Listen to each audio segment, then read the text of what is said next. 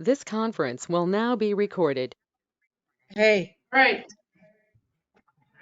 Hello.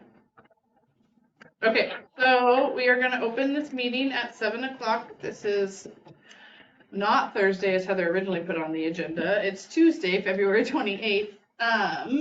Anybody who is not here for something that is on the agenda? Oh, no, that one has us on there. Flip it over.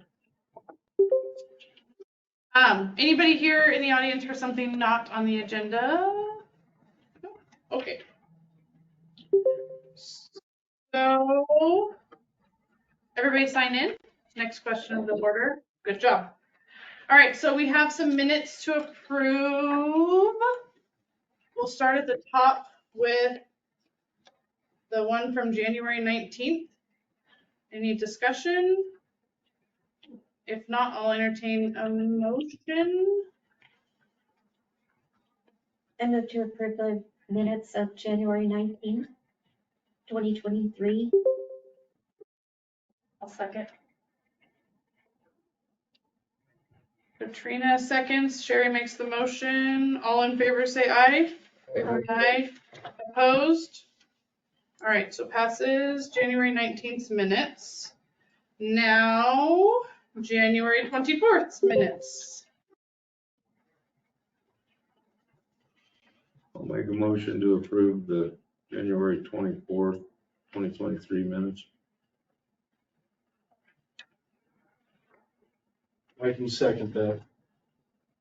I noticed that, I can't remember if it was on this one. There was one where your name was spelled two different ways. I don't know if we need to just do a quick little check on that, or if it matters that much, but it might not be this one. I remembered there was one where Sherry's name was spelled. I just like to No change E and one her with an E. names. I'll look through them before I finalize them with the. And then there was discussion at one point about like making it easier to find, like if somebody was listening to the conversation, that we would put like the timestamp on the recording versus the actual time. Is that?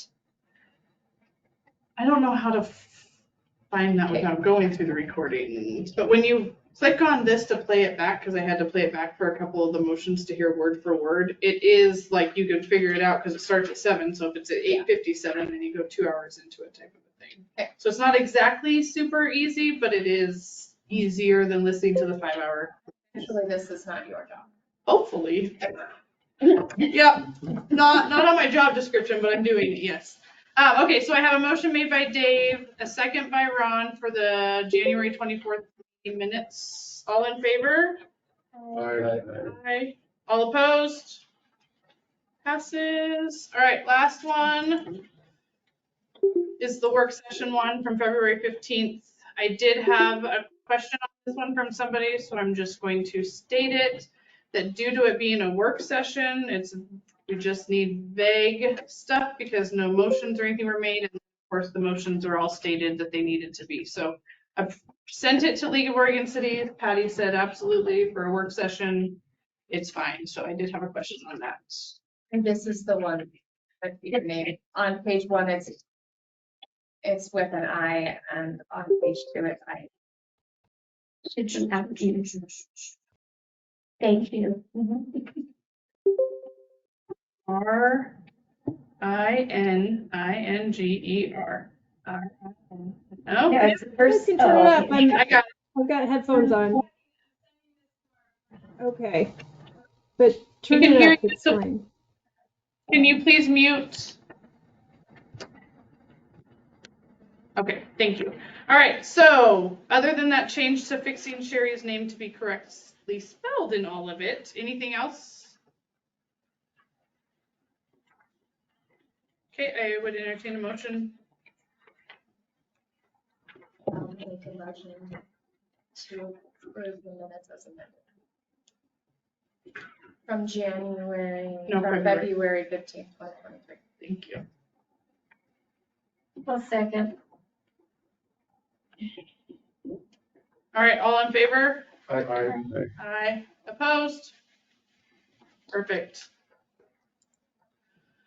All right, moving on. There's lots of Elliott teams also. And never care though, Okay. that happens so frequently. Consent agenda.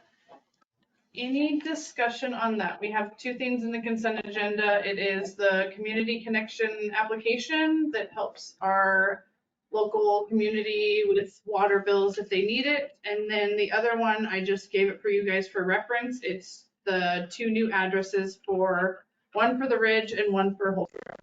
So it's just for your guys' knowledge. You really need to even see it if you didn't want to, but I just wanted to share with you. So we can discuss if we need to discuss, or I would entertain a motion to approve the consent agenda as presented.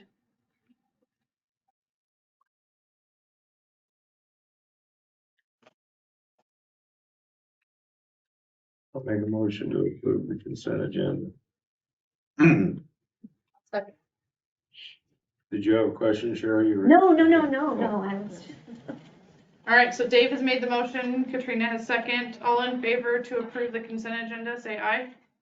Aye. Opposed?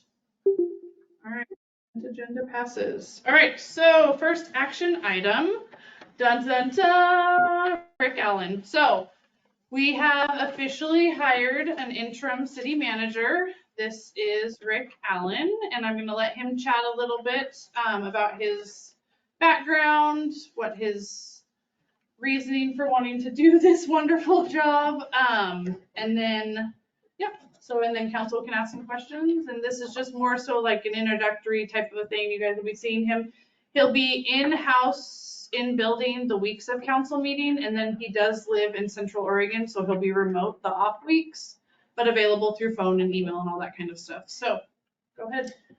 Well, thank you. It's nice to be here. I said it was like going to first grade again. You have to come in, and so I arrived yesterday, and you know, you don't know a soul, and you know, so it's always interesting. Walk the trail and drove around and found things and stuff like that. Broke down on the way over. I was telling the guys in the back, but I fixed that. I have a brand new truck, so that was irritating. But I got myself back to Mitchell because I didn't think I'd climb the hill to Dayville. So anyway, got here. You know, what I've done, I'm really I'm a half business person, so I really made most of my living in private business. But because of my public service over the years, I've started to do work out in communities that needed help. And so I have been to places like Lapine a couple times as interims. They were Oregon's newest city, and there hadn't been a new city in 45 years, other than over in the valley there, Damascus, which unincorporated after spending millions of dollars. It's very hard to start a city if you don't have a charter. So anyway, that's like starting from the ground up, and there was no one in Oregon with experience of it because there had not been a city in 45 years. Kaiser, Oregon in the 70s was the last city incorporated. And that's an interesting dynamic. Learned a lot.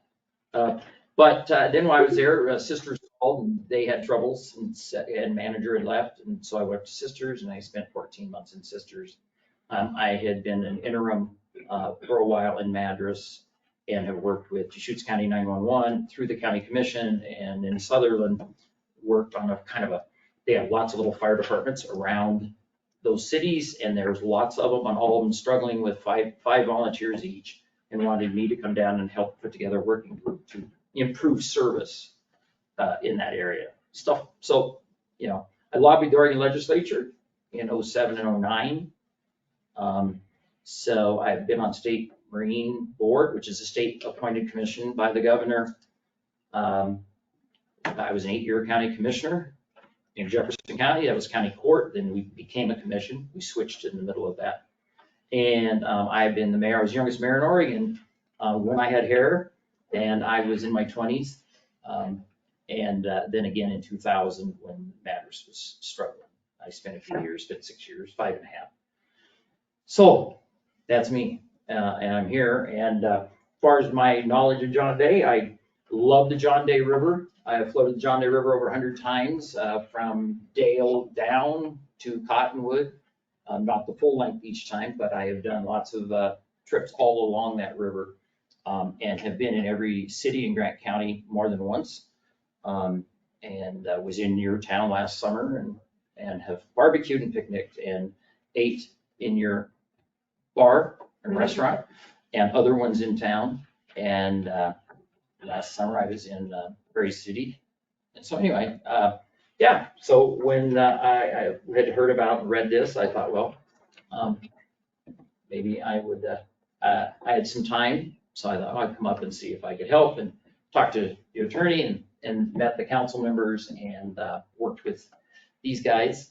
So that was just a week ago. Yeah. So here I am. So now it's just a sponge of learning the community, learning names, and I mean, everything, you know, down at the detail. So today was my first, like, call full day there. Internet wasn't working. They didn't get my email yet and all of that stuff. So it's the devil's in the detail, but that all gets worked out. And I've talked to lots of the people who work for you. I'm going to meet the sheriff. I'm going to meet the sheriff on Thursday, and then the county judge. I went to the fire department and was with those guys last night. Thank you. And I was with them for a couple hours. I always figure, I see, you know, you got to go down. Those are the unsung heroes sometimes who spend a lot of time donating, and it's important. So I wanted to make that actually my first stop, and that was on purpose. And so we looked at trucks and talked and visited and sat around the table. That's kind of the kind of person I am. I like to meet people and learn what makes you all, everyone's got their own way of life and what comes together, and it's a mishmash, and it's sometimes hard. And so I look forward to meeting all of you. I'm a pretty open door person. I'm friendly. I mean, I like people. I'm also kind of blunt sometimes too, so that can be a double-edged sword. But I'll appreciate all of you and getting to know you. So that's. Good job. All right, council, have any other questions? I know you all have spoke to Rick and Welcome aboard. yeah, we're very excited. He comes highly, highly recommended from his references and our attorney. I called all three of his references like council asked, and they basically said there's only one human being that can do this, and that's this guy. So bring him in, or you're an idiot if you don't, type of a thing, because he can help you. So he's dug in all day. I think he's been reading and absorbing a lot. We've been throwing paperwork at him all day today of stuff. So it's going to be a lot, and he's got some good ideas. And I know that there's going to be times probably that he recommends things that maybe necessarily you don't maybe think is a good thing, or you don't really think we need to worry about doing it, or we've done it this way, so why don't we just keep doing it that way? Well, this is what he does. Like, this is what he specializes in, and we need it, because no one's going to come be a city manager right now with a city that's got so much projects and so much investment and so much going on. It's a lot to somebody to be. So like, Rick is willing to give us some different ideas, look at everything, talk with employees. He's really pushing to get the handbook done. So we're going to start it this week with Jeremy. So there's a lot that he's going to just be absorbing over the next few weeks. And then he'll come to us obviously with recommendations and all that kind of stuff. But please know that he's highly recommended, and we are extremely excited to have him. And so, yep, we want to thank you. I was gonna say for the council, it's hard, you have to kind of, it's eat the elephant a bite or two at a time. You know, there's just so much, and this is not in an order, but what I want to do, obviously work on the recruiting of my replacement. And then work also, look into getting a planner and a community development director / planner, and they can kind of do other things. Because Corbin was that, and then he became manager for a little while, and you have a grant that helps pay for some of that. And then right now, you know, it's hard to get managers.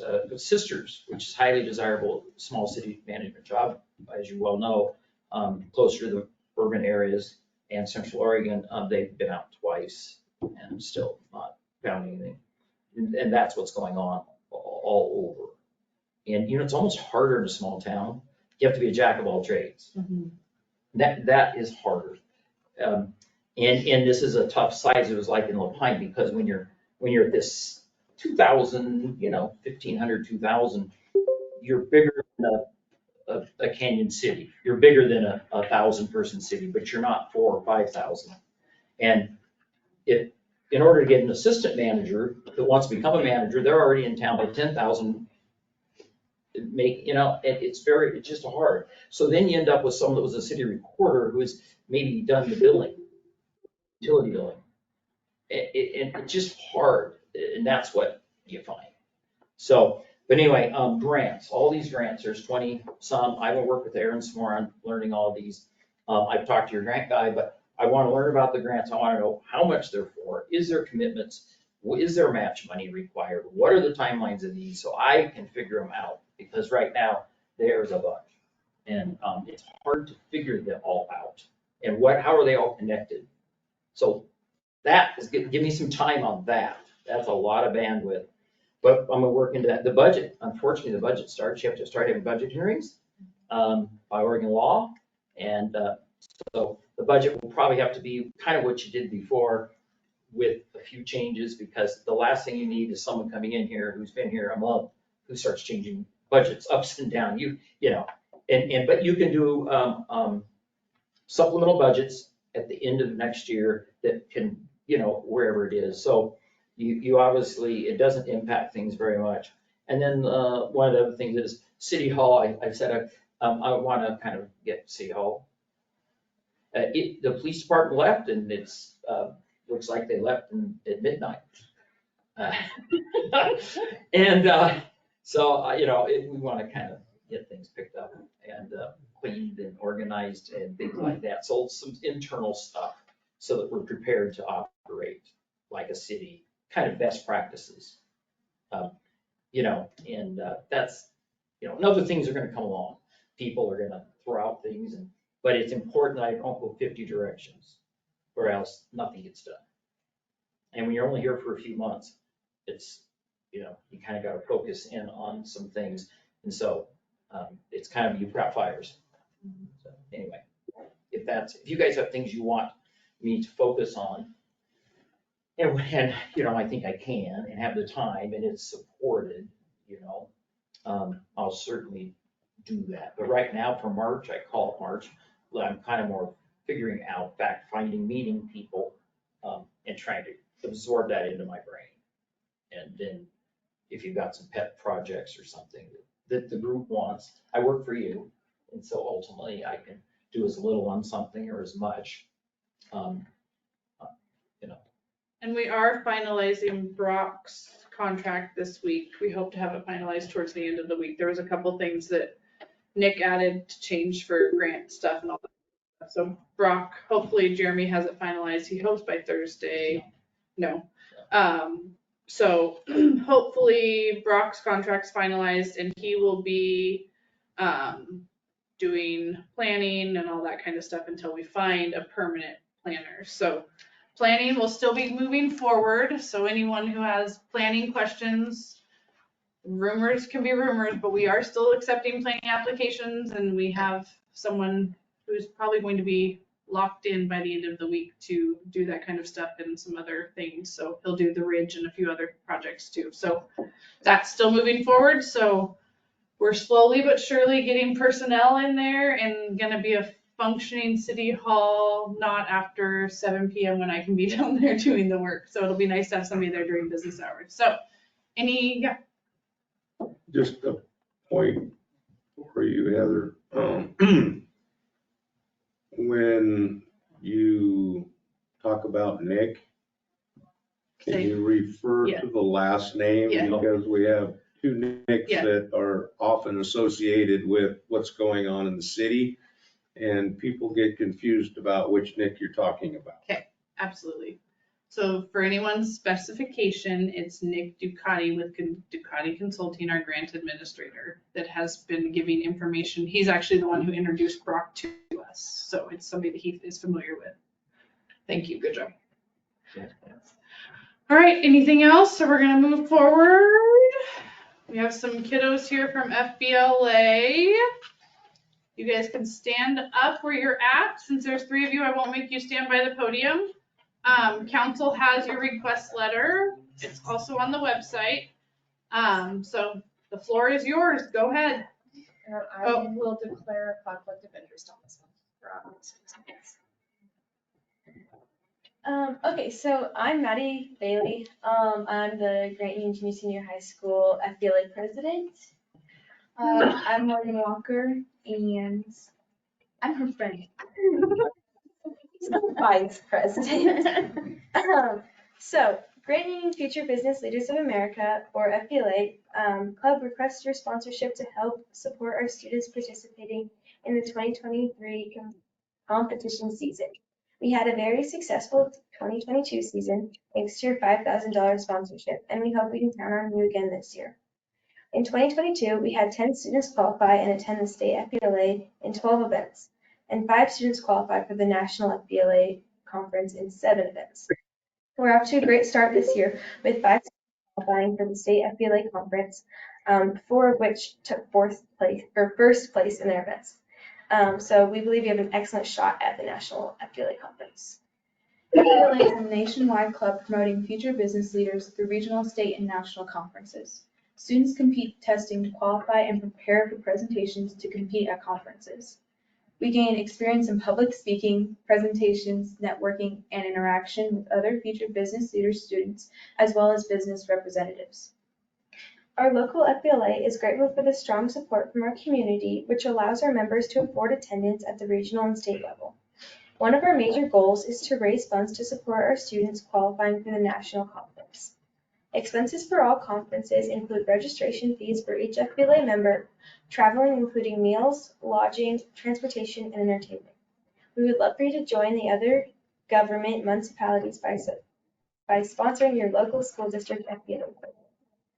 FBLA is an expensive yet positive opportunity for students to stay engaged in a positive, productive environment.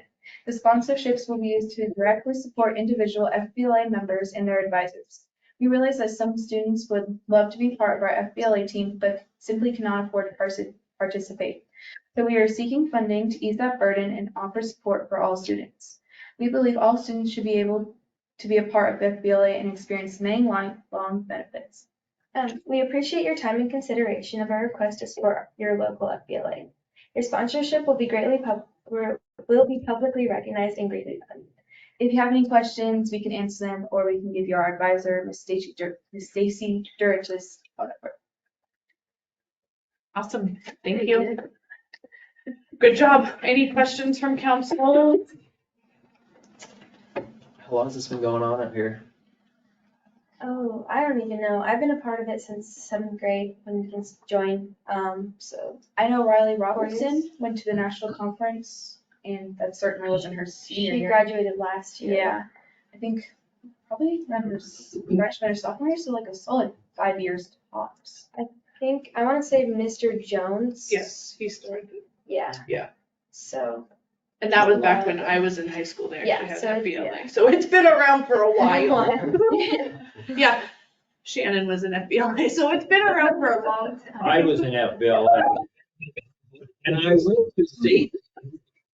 So a long time. And Grant Union, I know, had it at least, I mean, like forever. 30 years? Okay. Yeah, so quite a while.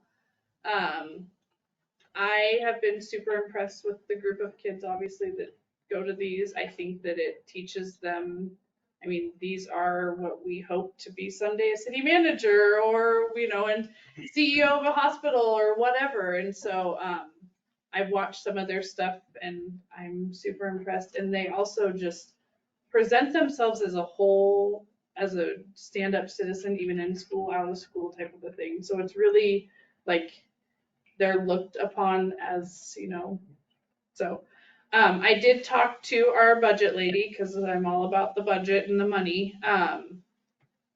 We have a couple other contributions that are coming up. And so she did not feel like 5,000 was comfortable for us this year because of all of the other things we have coming out. It's a totally different budget year. But she did say if council was for it, that we could comfortably do between 2,000 and 2,500.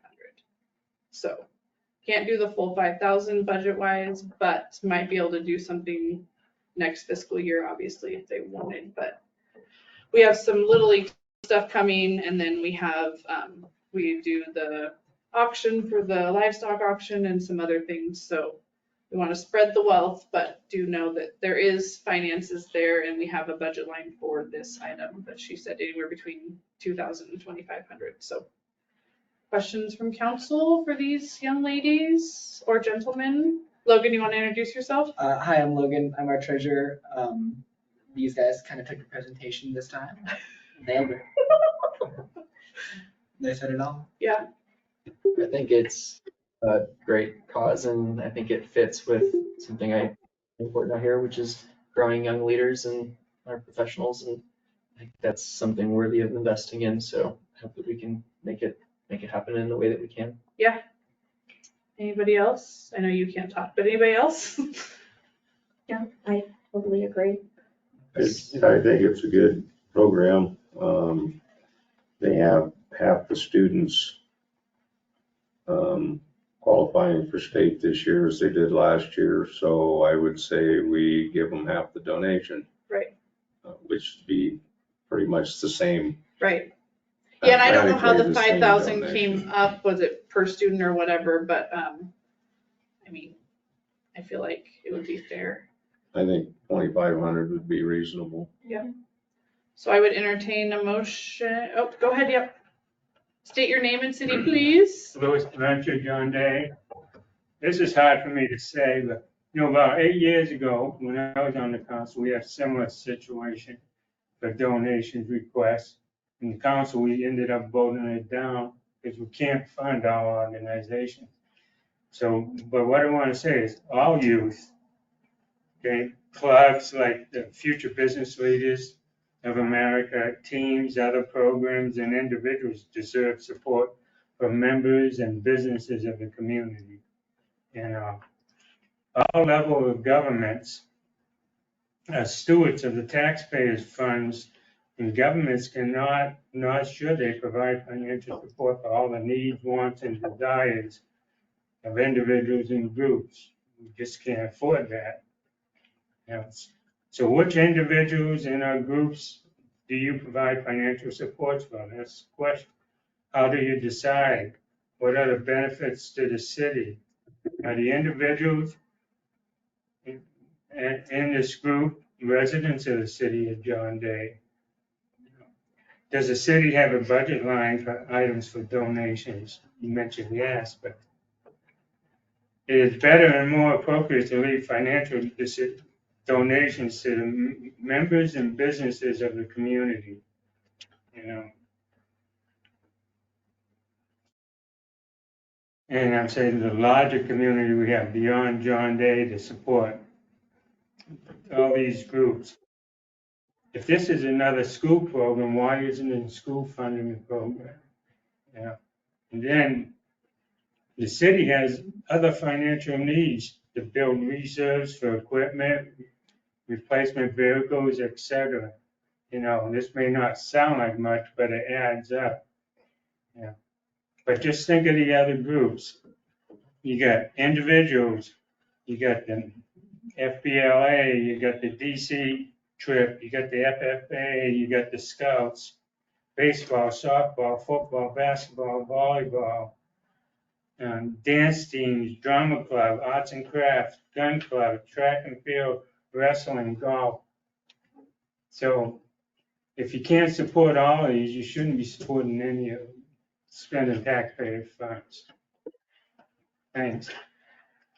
Duly noted, thank you. Just agree with a lot of that, but I would say that just generally continuing to look at like our processes for how we make decisions and what kind of money is available, I would support, having that broader conversation around, I think it is an important part of the city's mission to give back to the community and to find ways to support our community. And I think it's worthwhile for us to even, and maybe this isn't the time right now because we're dealing with so many other things, but generally to, sit down and discuss how much can we afford each budget cycle, how much can we allocate, how do we want to distribute that? Do we want to solicit, ideas like this, or do we want to, equally distribute funds amongst, I don't know, I think this is worth discussing. Great. That part of it. So eventually down the road, I think it would be worth us to come up with kind of a plan around how to make that equitable, but I fully support being a part of our mission, being giving back to our community. Right. And I guess I would bounce off of that, I mean, from what I can remember, this is I know we had like the Whiskey Gulch game come one time, but like, this is the first one that I've seen come to council in a while. I mean, of course, clubs didn't happen during COVID and all that kind of stuff. So I would love to support everything that comes, and I feel confident in Anna's recommendation. I know Anna wouldn't shoot us in a way that's going to make her be scraping the bottom of the barrel.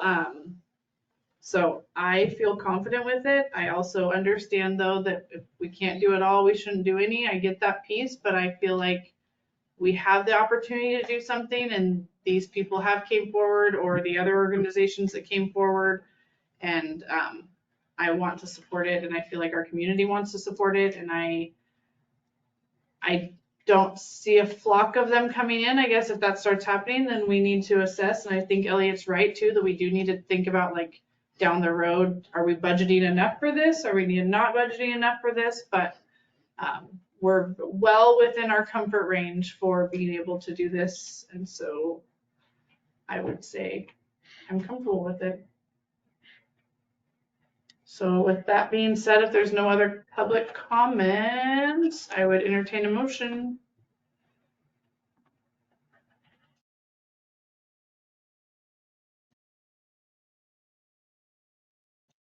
You get to make it. That's how this agendas are gonna work. Yeah, I make a motion to approve the FBLA donation for not to exceed $2,500. I'll second.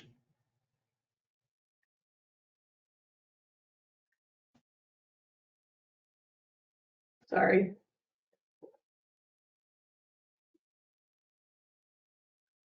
I should make that clear for $2,500. I'm not gonna change. Elliot. I'll still second. Second by Sherry. All right, all in favor of approving FBLA's ask of $2,500 for this fiscal year? All aye? Aye. Opposed? Passes 5-0. One with Katrina's. One of them, Katrina, recused herself. Might add that same topic comes up in all cities. And a lot of them will do, I looked today at last year's budget, I think you had 10,000. I think so. And they call them different things, community awards, it's all kinds of things for this type of thing. What a lot of cities will do, they will actually, what you were talking about is who else might want it in a process, and they will just, actually part of the budget committee, so that means there's 14 people theoretically. And people make proposals. I'd like 500 for the Eagle Scout, Boy Scout program or whatever, and then you decide. It can get a little carried away, but they always save back some money for somebody comes in and it's something. And it's a judge, there's no right or wrong. It's just, and they try not to keep giving the same group. Yeah. Because then it becomes, you know, we come in every year for our annual deal. Right. And then other things, if you have transit room tax, but I don't think you have a transit room tax. Yes, we do. Yes, you do. Transit room tax, I haven't found that in the budget yet, but they'll put some of that toward it, so it's not tax dollars that are paid locally. It's from hotels, and that's tourists paying it, and so. That's usually, you've seen it run through the budget committee. Yeah, but you won't have time this time, but, well, it did. The 10,000 did go through the budget committee. So the number is there, it's just how do you distribute it, right? Okay. Moving on. Thank you. You guys don't have to stay if you don't want to stay, but you're more than welcome to hang out with us because it's super fun. Kids do too. Thank you. Thank you. Absolutely. Thank you guys. All right, next one, Erin Llewellyn had asked for this to be on the agenda. You guys have a memo that was included with the email on the website. So And I have Madeline here with DLCD, and was there anybody else that was I gonna? think it's just Maddie who's gonna Okay, provide an update to the council on what we've been doing. Okay. How we're going. okay, so, Maddie, go ahead. Good evening, everyone. Can you hear me okay in the room? Yes. Yes, is that a thumbs up? Yes. Can you hear me? Thumbs up, Yeah, good. great, thank you. Mayor Rick Stoll, John Day City Council, thanks for the opportunity to chat with you this evening and for making some room on the agenda. I thought it would be wonderful to provide you a quick introduction and a summary of some of the work that the Department of Land Conservation and Development has been doing with the city of John Day over the last 8 months. I know there are a number of new council members and there may be some community members in the room that didn't have an opportunity to hear my previous presentation to council about 5 months ago. So I thought I'd introduce myself. I'm Madeline Phillips. Friends and colleagues call me Maddie.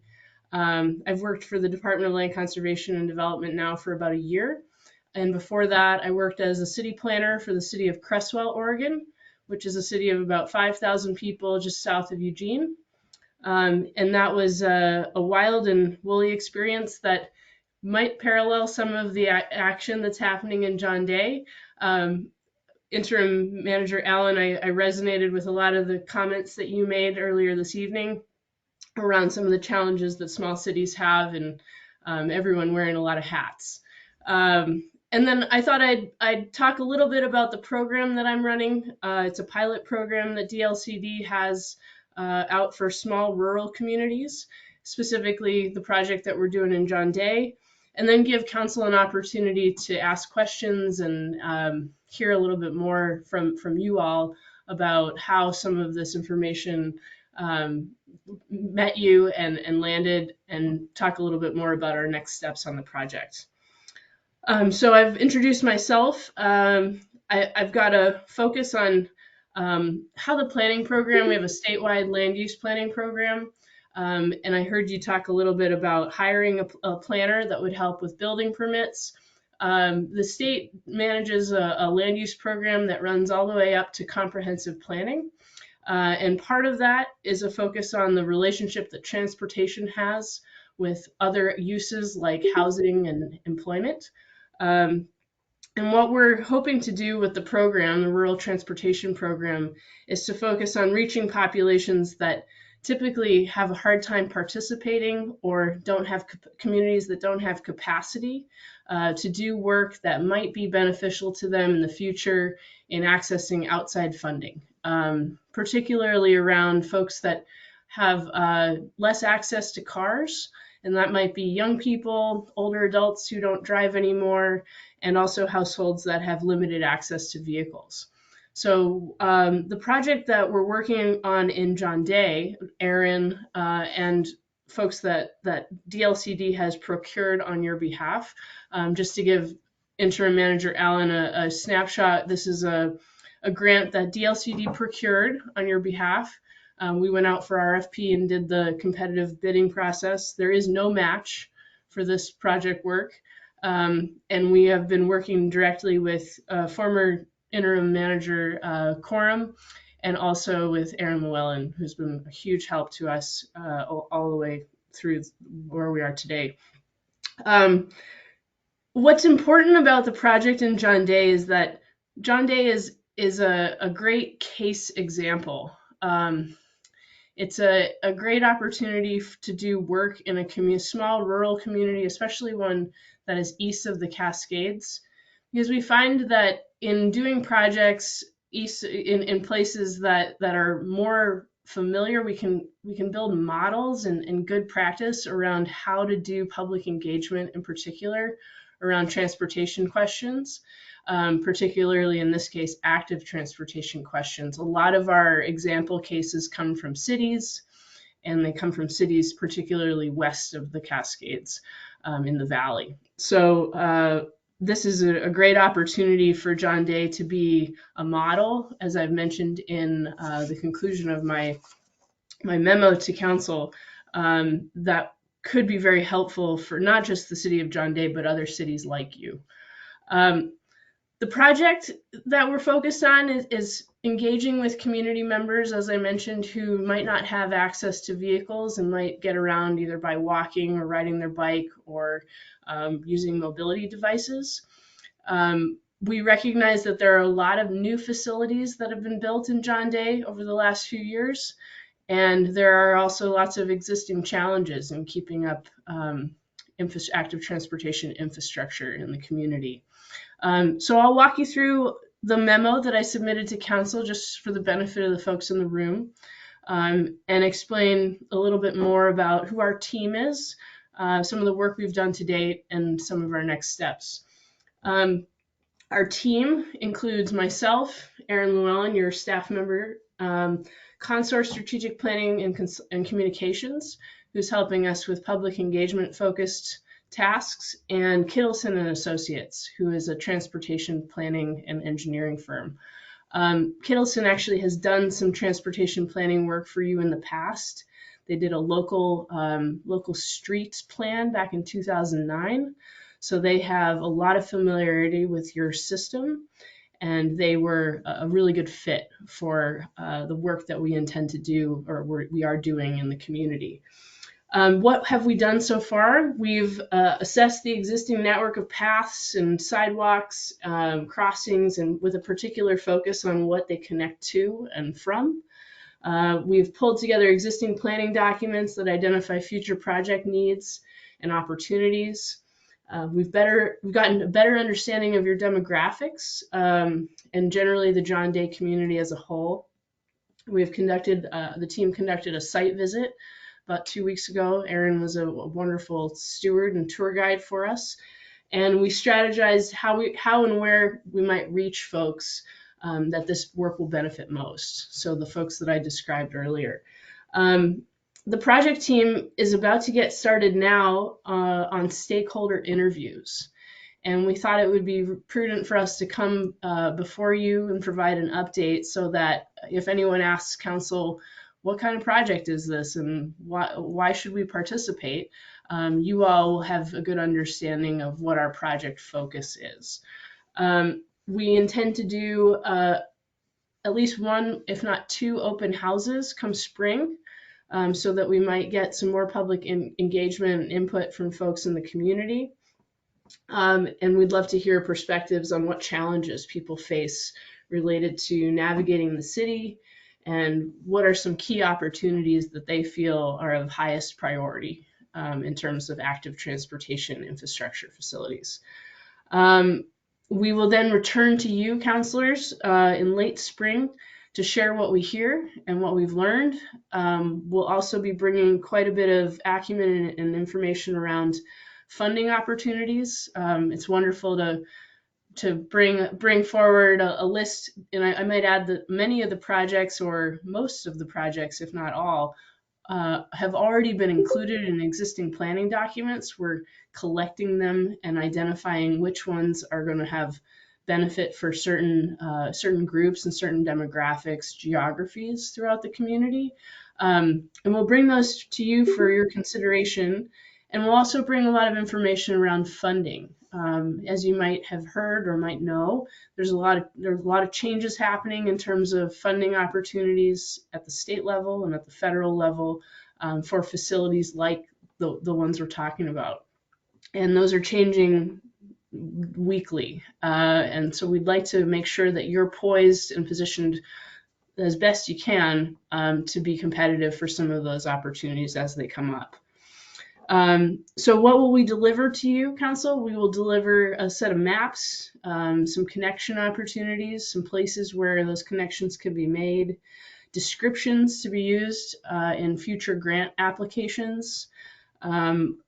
Also, we'll provide council with tools to help staff members and others go forward with funding on projects that can help connect the community, particularly with a focus on those who have a harder time getting around.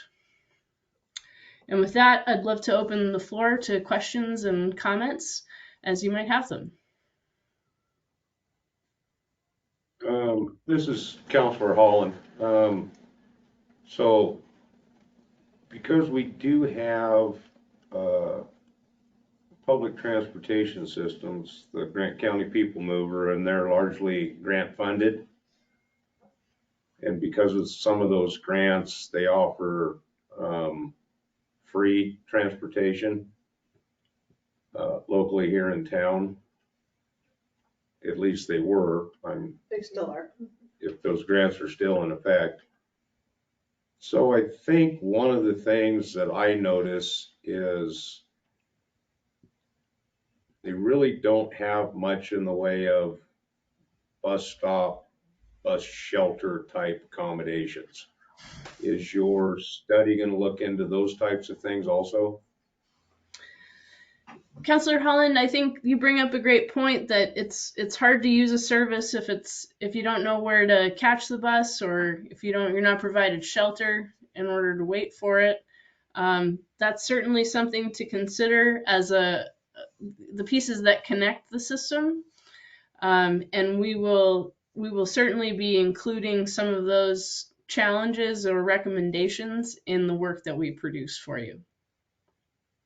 Thank you. That said, the People Mover is its own transit district. We would love to, we will be engaging with them as stakeholders, and they may even participate in some other ways in the project as it goes forward.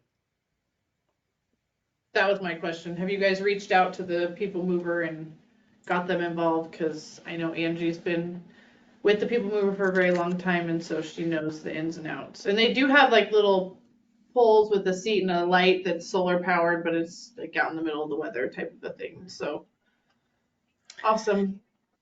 Mayor Ruxel, to add to that, there may be, and I'm almost certain of it, that there are many ways in which the work we do might help the People Mover access certain kinds of funding opportunities to make those improvements. Right. Okay. This is Councillor Reininger. My question is, you have on here that network of paths, sidewalks, and crossings. Are you able to ensure that our sidewalks are made safe? Right now, some of them are in pretty bad shape. Councillor, we're at this stage, I think it's safe to say that we are, in the project scope, we are likely to be able to inventory the safety level, at least to recommend certain sidewalks that are complete and those sidewalks that are safe to travel on, particularly with a focus on folks that might be a little bit more vulnerable, like folks who roll on mobility devices. We would also be able to highlight those sidewalks that are incomplete and perhaps identify those as opportunities to connect, say, where folks live and where folks need to get to, like to a pharmacy or downtown or to other resources. So we can't ensure that that the sidewalk, the city builds the sidewalks, but we could certainly look at ways to support the city in identifying sidewalks that could be improved. Thank you. Do you have something? Yeah, this is Councillor Randless. That's how we're identifying ourselves today. So how are you finding your stakeholders? Yeah, because you're talking about a different population maybe than always come forward. So how are you finding your stakeholders to interview? Councillor, that's I appreciate that you've honed in on that point. We are reaching far and wide in terms of connecting with community-based organizations.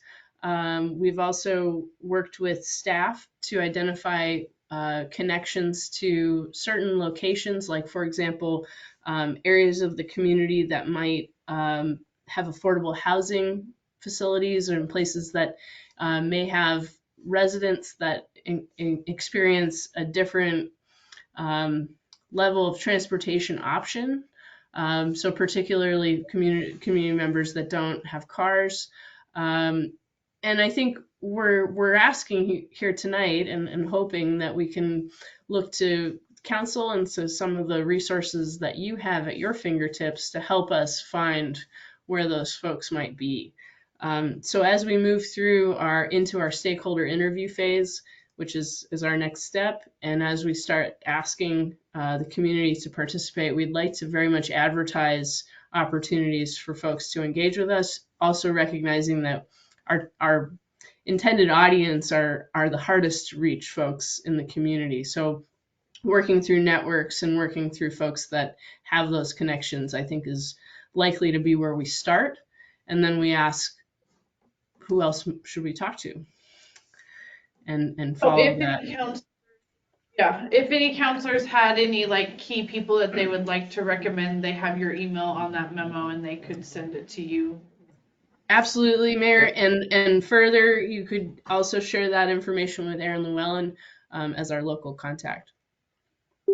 Erin, at this point, we've been working on trying to brainstorm kind of the categories or group of stakeholders. We haven't put a name to a group. So once we get kind of that broader, who should we be reaching out to? You know, that'll be obviously shared with council and some ideas about, are we missing a group? Or at that point, we'll have to start recommending some names to reach out to. I think, correct me if I'm wrong, Maddie, but how many interviews or stakeholder interviews are you looking to?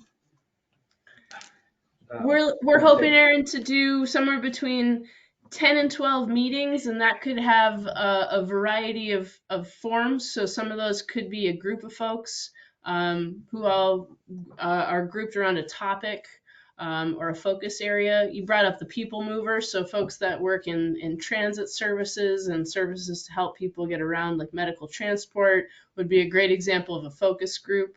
Another focus group might be services and programs that serve young people. And they might be a group that we do one interview with. So we think we may be able to reach a fairly wide spectrum of folks with that series of interviews. And then, of course, we'll have an opportunity, at least one, if not more, opportunities to do open house type events where anyone who'd like to join us can participate. Perfect. This is Councilor Sky. I'll just throw out one more idea, and it's not as related to specifically the access within just the city of John Day, but just like medical access, affordability of people who live in the outlying communities who are trying to come in for appointments and all that. I think that I know from my experience at the hospital, it comes up all the time. It's a constant kind of topic of conversation. So I don't know I know that cars isn't the main focus here, but just affordability of transportation to be able to access essential services. I don't know if that's a part of the scope, but I wanted to just throw that out there. Certainly, Commissioner and Councilor, excuse me. And I think we hear this a lot from particularly rural communities because so many folks live outside of the city proper and seek services inside the city or need to travel between cities in order to access certain resources. So that would certainly be something that we'd bring up in a conversation particularly around transit service and the ability of folks to access things like dial-a-ride service and other forms of on-demand type transit. But thank you for raising that point. This is Councilor Phillips. The only thing that I can think of is the service isn't too good on Sunday. And I've had some comments about that. You know, they can't get to church and stuff like that on Sunday. Thank you, Councilor. We will certainly pass that on to our partners in the transit world in your area, the People Mover and others. But certainly the day and type of service that's available to folks when they need it is a very important detail. We do have a taxi service too, I believe, still in town, so that might be another asset to use. I don't think we have any Ubers. I'm really surprised we don't have any Ubers in John Day, but we don't have one that I know of, but keep waiting for somebody to create a Uber in John Day because they probably will be pretty busy. But there is a little taxi service that does provide on-call type of stuff. So it does cost, of course, and the People Mover has the free transport. But okay, anything else for Maddie or Erin? I really appreciate you taking the time, and thank you, Erin, for bringing this to us just to keep us updated. Like I said, if you know of any certain groups or different businesses or whatever that we should make sure that she does or Erin gets in contact with, please send her emails with those so that she can add them to the possibility list. And then we look forward to some open houses and what the future holds for all this. I'm excited, and hopefully you and Erin and Angie and the big group of stakeholders can get something happening and help Angie with what she's already doing great, but I know that there could always be some more resources and some more funding out there for her. Thank you for your time. Absolutely, thank you. All right.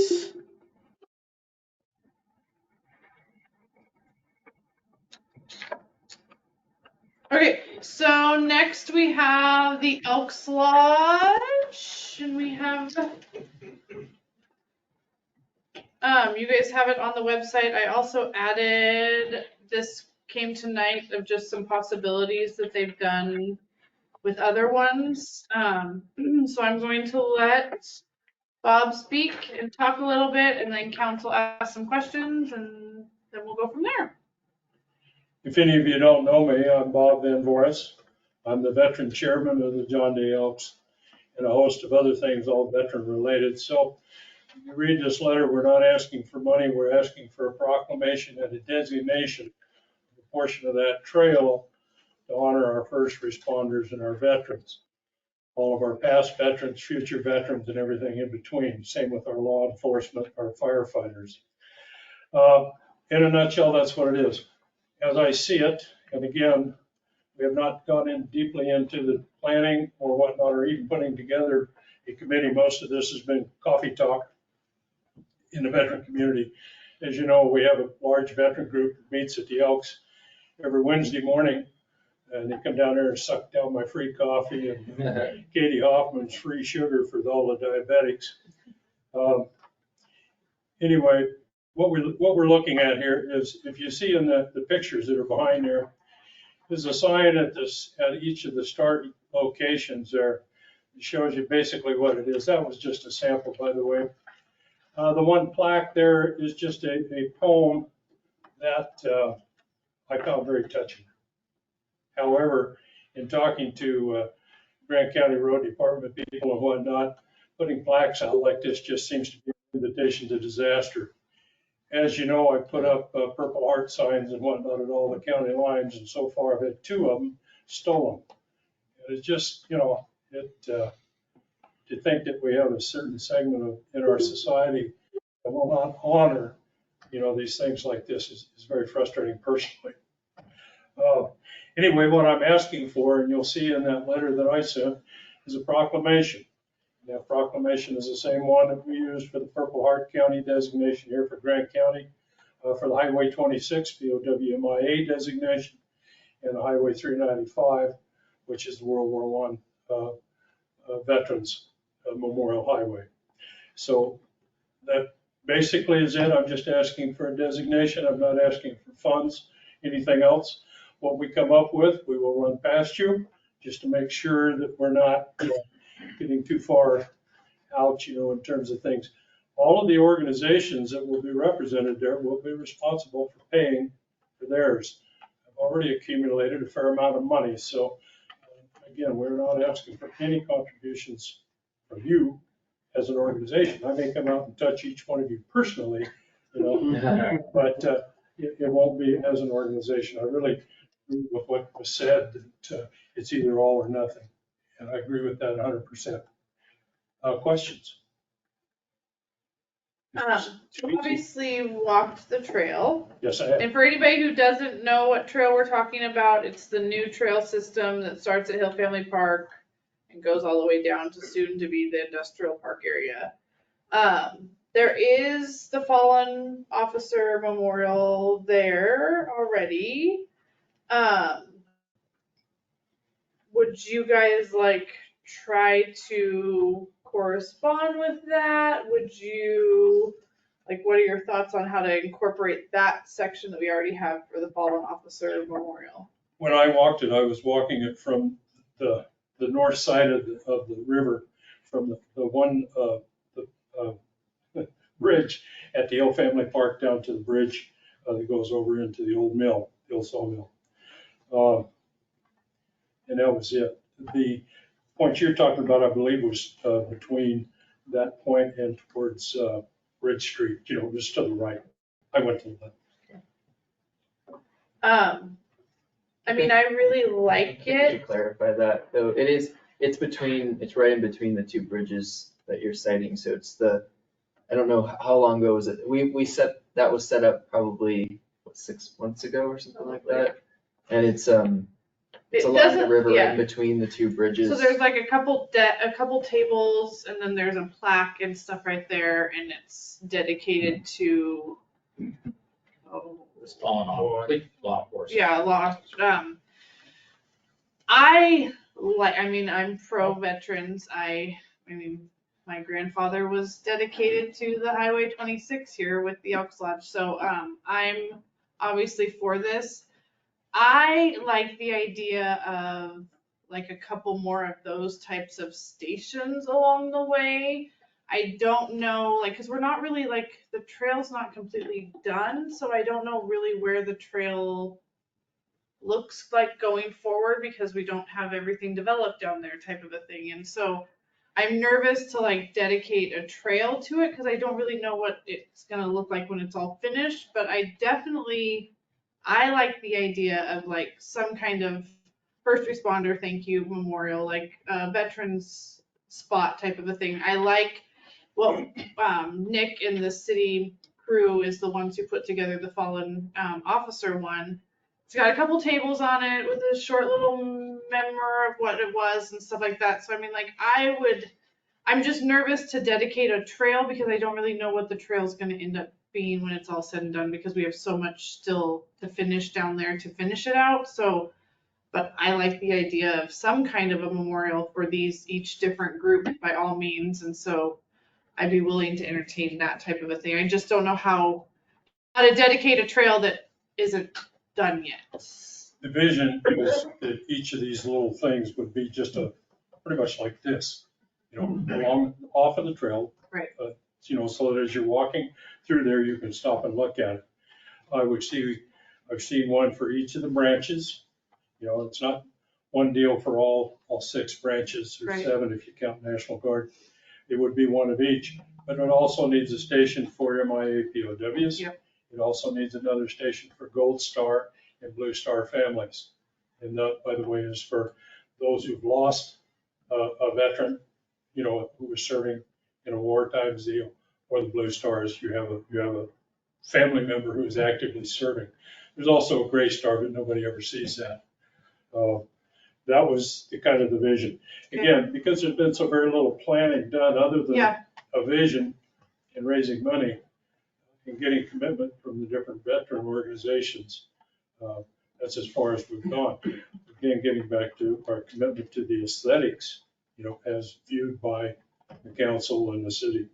Now, this is for the county members, it's dedicated to all county veterans, law enforcement, et cetera, et cetera, et cetera. I think that what you're talking about is that down there where there's kind of a little beach area, about halfway. Yeah, I skipped that part. It is a really nice area, so you should go. It looks great on the map. So I know where you're talking about. If you've already got something there that fits into the scope of what we're asking for, why would you change it or add to it? Really. First off, saves money. Well, and I feel like too, there's a whole bunch of things that we're not, contributing to. So, I'm all for, there's more than just fallen officers. And so I'm all for the veteran side of it and the first responders, even like the EMTs and the firefighters and all that kind of stuff. So I don't know how to dedicate a trail that I don't know where the trails are going and what it's going to be. It could be that, and that's all that we have, or we could expand. I just don't know. So can I share some thoughts on that side of it? I think, with the kind of proposal that Bruce brought up at our last meeting, and I think this is something that we even brought this up briefly in our conversation, was what is going to be the future of that space? How are we going to, utilize the old mill site, the river trail, you know, how are we gonna prioritize? I think that, you know, this is, again, one of those like important junctions of like, you know, what will our commitment be as a city to that trail system? What is it gonna look like? And I think that it'd be worthwhile to, I also like this idea, and I also think that that could incorporate really well, like maybe that's how we decide we want that trail system to look, is be a, you know, fallen officer, MIA, POW site. But I also think it's worthwhile just like maybe soliciting kind of public recommendations and ideas and bring it into that conversation of where are we going from here? Are we prioritizing it? Are we not? Is it gonna stay how it is for a while? Are we gonna be moving forward with some of the projects and look at incorporating something like this and, you know, the kind of ideas that Bruce brought up and all of that into that picture? And so, you know, when I was kind of thinking about this, I was thinking the same thing, you know, we have this, like, again, we don't know, are we gonna be pausing as it is right now and that's all it's gonna be? Or are we gonna be starting to build out that whole industrial infrastructure? I think it'd be worth having like another work session and kind of talking through these and soliciting more ideas from the community and trying to see how people want this space to look and what it wants to be. Right. I like it. So Stay tuned, but can we, like, I don't know how long to appropriately work, I don't want to make people wait very long, but what would be an appropriate amount of time to have, we just had a work session, but do people want to talk about this in an upcoming meeting, or got a lot to work? Yeah, my thought would be on it that the trail ain't going anywhere, and you are just starting on it. And I was with a city that named something, and they regretted it because it wasn't just, it wasn't really honoring what it turned out to be. And you start sprinkling signs all over, so now, you know, you're gonna need signs to tell the history of the river or things in the river. Pretty soon it's cluttered with signs, and, you know, maybe take an area with some benches where someone can park right in that paid parking lot. I don't know what the name of the park is, where you park. And they can walk across the bridge, and maybe something there that's a little circle, kind of like this other one where there's 3 or 4 benches. It's easy for someone in a wheelchair to get to. They're not walking a mile. And, you know, you just don't know yet. And I think it's really probably not time to work on naming the trail itself when you don't know where and what. It's not completed by any means. There's a whole lot of stuff going to be going on. There's going to be landscaping, putting in sprinkler signs, and I just don't know that it's yet time to be doing all of that. That could be a year from now, you know, and come back. I don't think, for me, I think it's an idea, a great idea to do something, but what's appropriate and when? And that's, like you said, you worked hard on Highway 26. It's a rock throwaway. That's Memorial Highway. So, I mean, there's lots of stuff there. So that's kind of. Anybody else? Yeah, and the other potential is there where the current sand shed is, which would be by the bridge that crosses into the Hill Family Park. That's eventually not going to be a storage shed for street sand anymore. That's going to be an area for covered area for picnic tables and stuff What like about that. 200 feet down? Yeah. Yeah. Yeah, so it's the open building right there close to the river. So that, the city's idea with that, rather than tearing it down or using it for a sand shed because it's not an appropriate place anymore with the maintenance department moving down farther to the west, was to leave that building standing and use it as a covered area for maybe put a couple of, you know, the barbecue things there, a couple picnic tables in there. Kind of the parking area for the Hill Family Park where people could walk across, or they could gather on that side under that cover. So maybe even in that area. Would that be paved access to? It's really important for guys in wheelchairs. Right. I would say potentially, if that's when it got turned into that, it would be part of the trail system. So I'm sure it would have a trail, you know, leading into it. I'm just saying that that's another potential area for something like that. Well, I'm open to any suggestions. Down the road. This is just a starting point. a good chance to start raising money in Prineville if you looked at their memorials along the Crooked River. And, you know, they've got one on firefighters, and they got another one. They tend to be, you know, something that's, you know, when it's got plagues for all the branches of government and just all kinds of stuff. It's more focused. You go there, and I think then if you really, the goal is to get people, you can have an event there, Memorial Day, or just different things, Yes. rather than just sprinkling a name along. Yeah, we have that right currently today at the 7th Street Complex, as far as that goes. Do you? I work with veterans all across the state, plus with the governor's office on the ODVA. And so, yeah, I'm familiar with a lot of these things around. I think all of them are good ideas. You know, this is a starting point as far as I'm concerned. Absolutely. But, So we're not opposed? No. We'll put it that way. Yeah. I'm not taking it as a opposition. Okay, good. If you did, you would know I was taking it. I appreciate that, because I think that's, I want people to feel comfortable coming forward and bringing ideas, and if we don't in the moment say yes, and we want to wait and think about it and process it and maybe go through it, I appreciate, you know, keeping the door open and continuing to. I hope as you move forward, you'll keep me in the loop on this, because again, I do represent a lot of veterans. And there's a lot of thought out there. And just to give you an idea of what we're looking at, this county, by census, only has 785 veterans. I'm here to tell you it's closer to 1,200. Yeah. So this county is very, very veteran centric. So, which means I've got 1,200 different opinions on most of them. Please keep it in mind. Absolutely. We will definitely keep you in the loop, and I appreciate, yeah.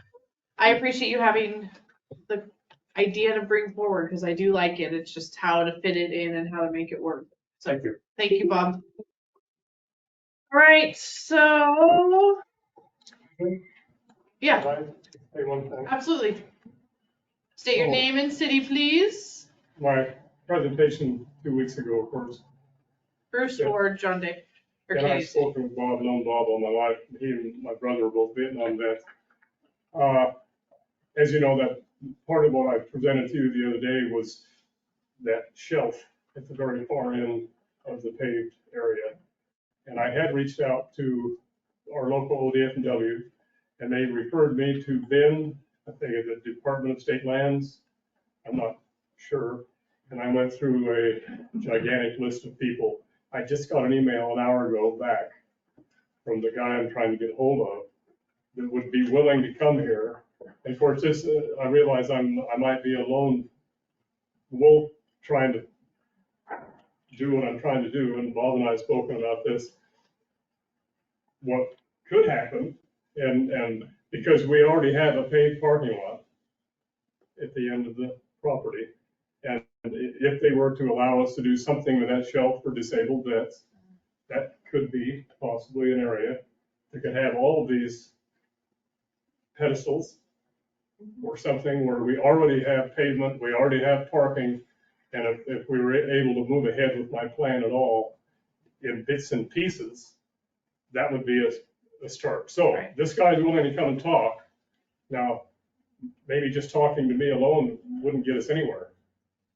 I'd like to have Bob involved in that because I want it to be a veterans thing. My father and my brother, both deceased veterans. And maybe we can start there. Yeah.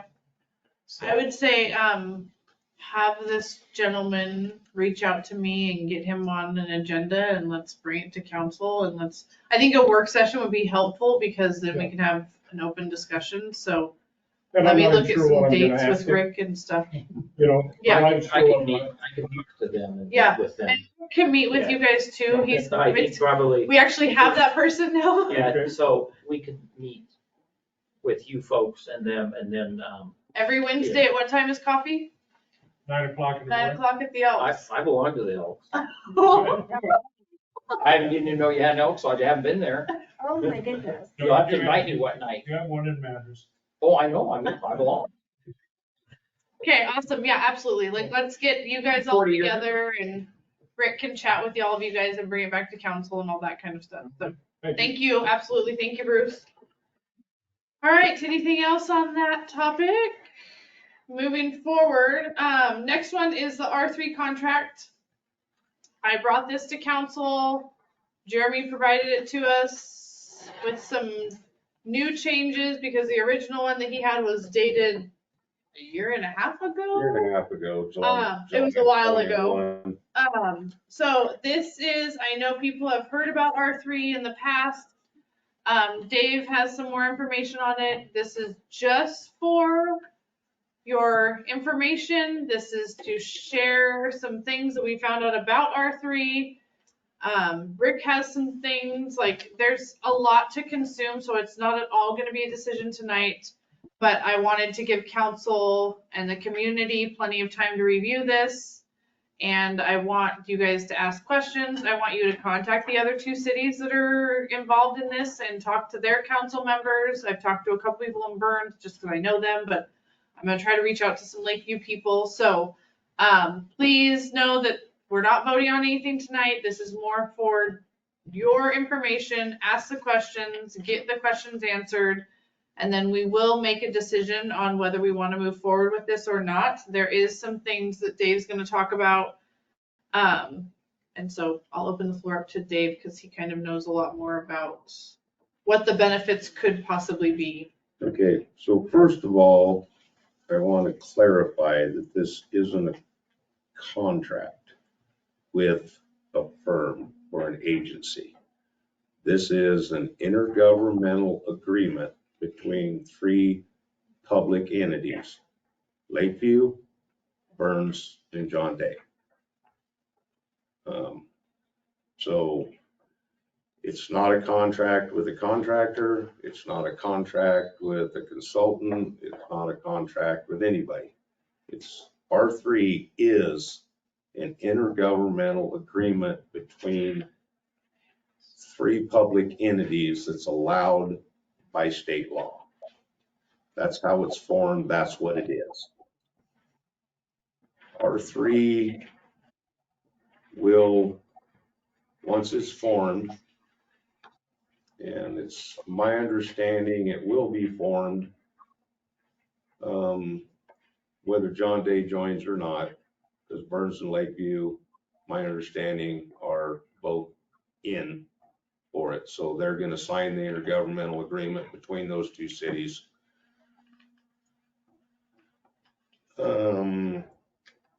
It consists of a board member from each participating city.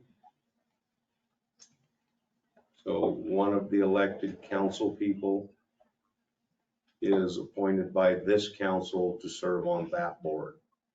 Lakeview appoints a board member, Burns appoints a board member. If John Day joins, John Day appoints a board member. It's a 5-body board. So then those 3 board members appoint 2 at-large members. They're looking at preferably somebody with expertise in housing or a housing authority type person, or an expert in somebody with expertise in some of the types of things that R3 wants to participate in or be a part of. That's what they're hoping that they get for the other 2 board members. Then those 5 board members, once established, they will either hire outright an employee. R3 becomes its own separate public entity per se. It's represented by Burns, Lakeview, and John Day, if John Day also agrees. It's its own entity at that point. So they have their own board, they have their own budget, their own rules, meeting rules, all that stuff gets established by the board.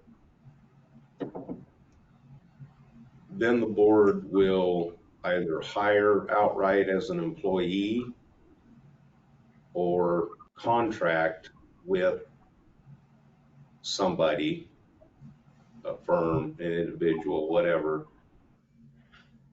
to be the director of R3. And then the director of R3 will act similar to like our city manager does. They'll do all the groundwork. So that's the basic setup of it, just so that everybody understands. Nobody is already employed or hired for R3. That has to be done by the board, the 5-member board, somewhere down the road once R3 gets established. R3 gets established by signing the intergovernmental agreement. Once those intergovernmental agreements are signed, then R3 is established. And I think we have to pass an ordinance also.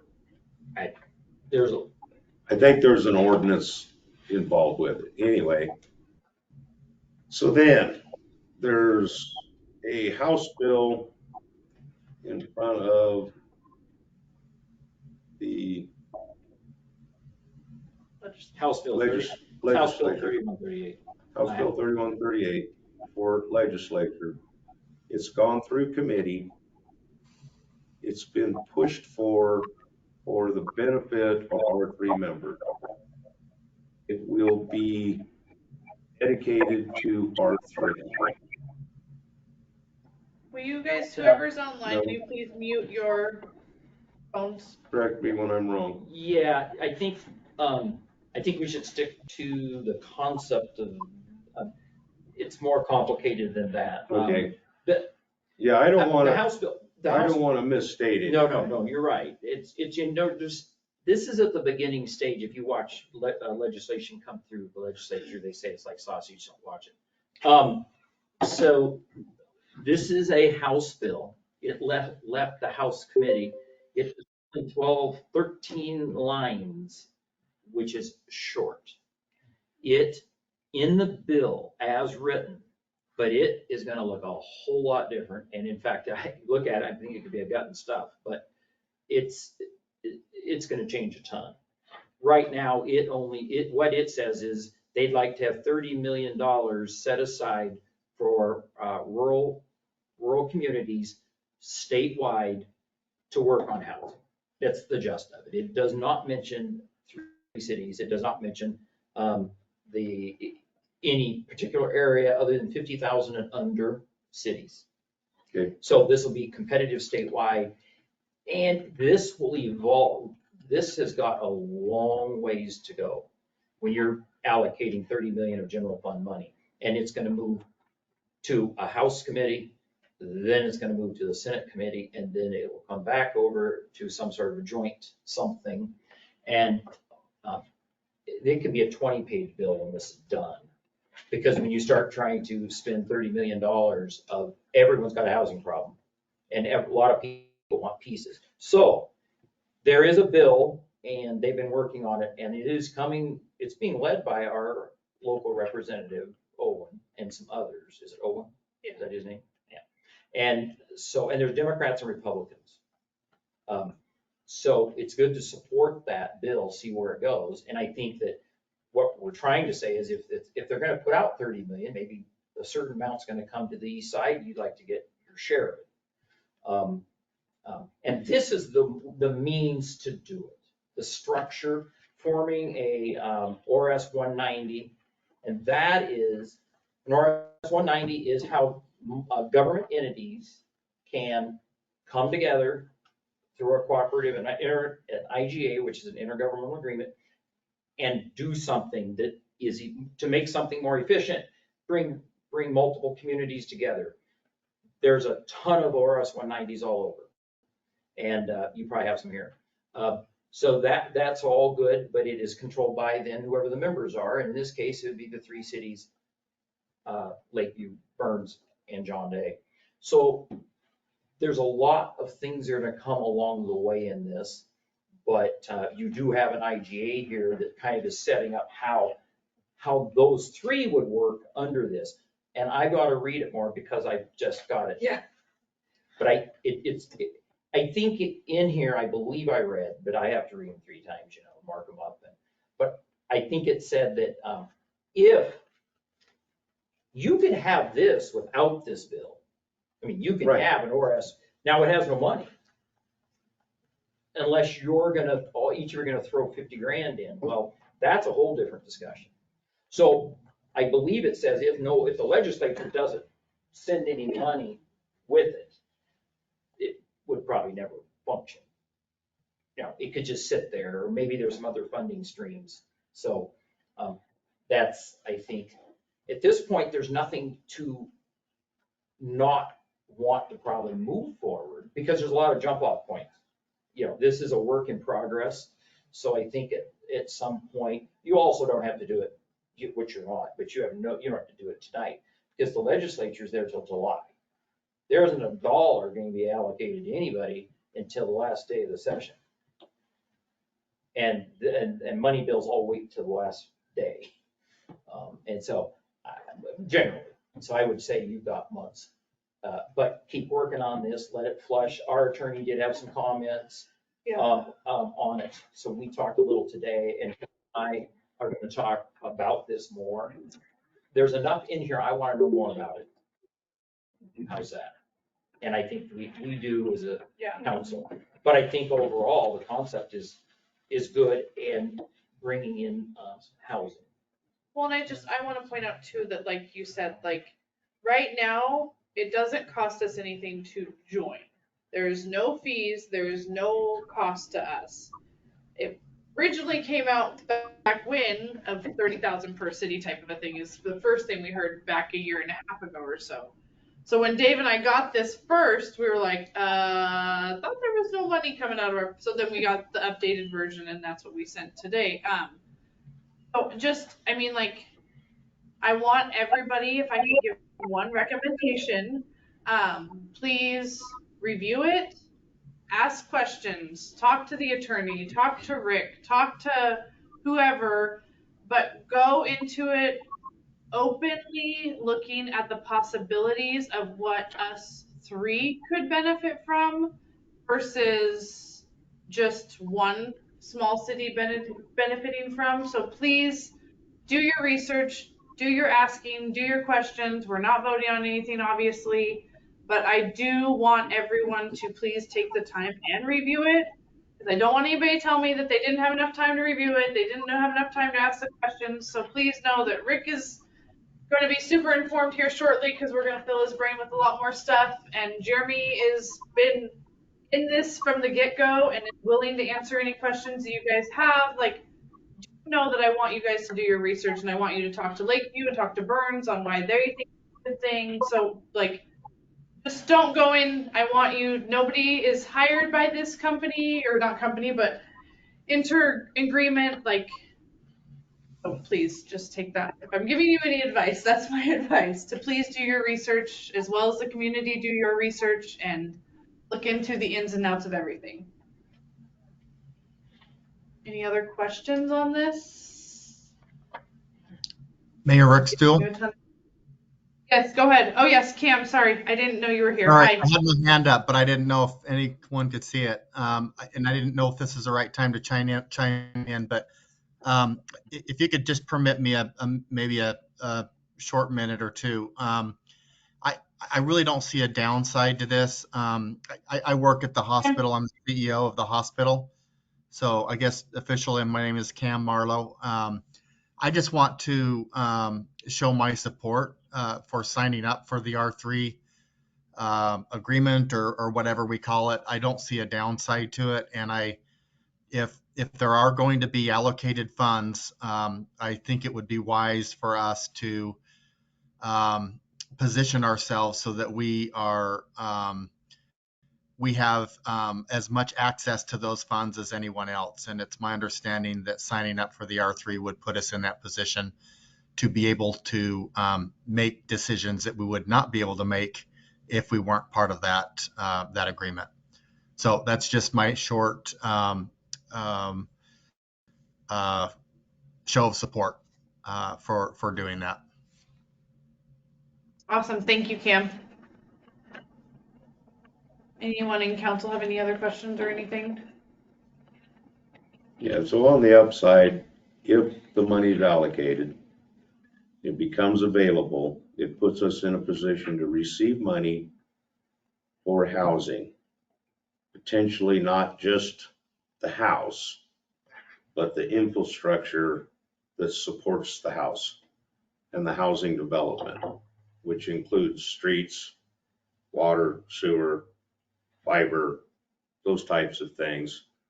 We have currently 3 housing developments. One's a small one, only 4 lots. That's pretty much already paved and the utilities to it. We've got 2 larger ones that roads that service those sites, those subdivisions, the city plans on paving. The city's applied for a couple of different build grants in order to afford to be able to pave those, but we have not received those. Those are the big federal grants, and they are very difficult to get. This R3 would put us in a position, if that money is awarded, appropriated by the legislative session, it would put us in a position to be able to pave those roads with some of that funding and finish those utilities, to make those projects complete and get them off our books. So, I mean, that's one of the upsides and one of the definite positive, at no cost to us. I mean, there's not a match associated with that money. It's just, it's there. I would say, I mean, the way that I understand it, just to tie off of that a little bit, or maybe push back a little bit, this intergovernmental, these committee members will be kind of deciding a direction for the money. And I think, as far as I understand it, it wouldn't just be for within the city limits of the 3 cities. I think it's broader than that and can encompass communities and, and in between. So I think it could be used for that, and it could be used for, probably other things like incentives for housing, affordable housing and all that. But I think that it's hard to get ahead of ourselves and predict what would actually be done with it. It's just, those are ideas. There's lots of really amazing Well, I think things that's we what could Rick's do. talking about, like, let's not set only on the bill, because the bill is still a long ways down the road type of a thing. The attorney asked our last work session, like, what are we doing with this? Where are we at with this? And so that's why we wanted to get it to all you guys, because we haven't seen an updated contract. And so, but. And this one's still just a draft too, Yeah. because Jeremy hasn't. Yeah, Jeremy has changes to it as well. We found out today on our conference call. So there will be changes coming, and as soon as I get those, I can get those out to you guys and get those updated to you and everything like that. But just please do your research, ask your questions. On that note too, I wanted to bring up something that was brought to my attention remember 6 months ago when they talked about the homeless money that was a possibility. $50 per person in the city limits could get up to, I think we would be awarded X amount of dollars. Well, we gave Quorum the go ahead to move forward with it. We did not have it happen for different reasons. So Katrina and I have been in contact with a couple. She has some people on Friday that we're going to meet with that can help write the 1-pager for that. Patty at League of Oregon Cities says we can still be included and do our 1-pager. They're accepting more cities. Seneca got theirs awarded. So we're still in the process of that for some homes. That's strictly just for homeless, like warming and cooling shelters or housing or whatever we need to use it for.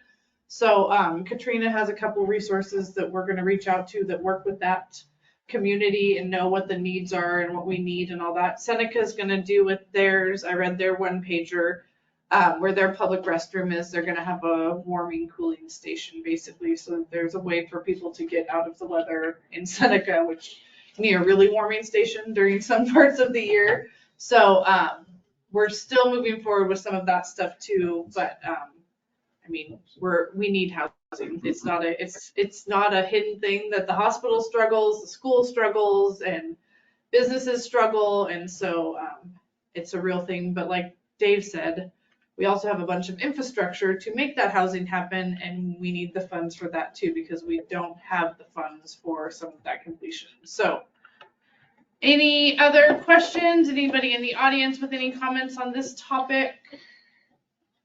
If not, I'm going to move forward. I love our I'm time. gonna comment. Oh, absolutely. Step on up. Name and city, please. Louis Blanchard, John Day. Please bear with me. These are notes and comments I had and questions from months ago. I mean, when I first heard about this. So some of the things you said today may have changed sometimes, but. So I'm just gonna read. Although the concept of such a consortium may sound good, my recommendation to the council is to drop out consideration of entering into such arrangement, especially since it involves cities outside of Grant County. That's the key thing. I mean, it's not only bad for the city, it is bad for the county. Very disturbing that the council would actually consider such arrangement. Why not build on the relationships with Grant County that has invested in equipment and resources? You know, there's also the invest in our adjacent cities, Prairie City, Mount Vernon, Long Creek, that have invested in a lot of things.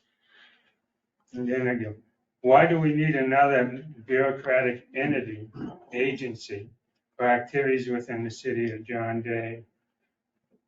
Why would we accept board members who are not all elected officials from cities of John Day or Grant County?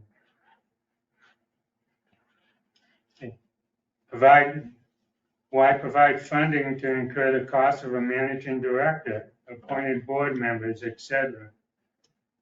Why provide authority potentially up to 5 individuals living outside the city of John Day or Grant County? That's a possibility. They have the way this agreement was written up.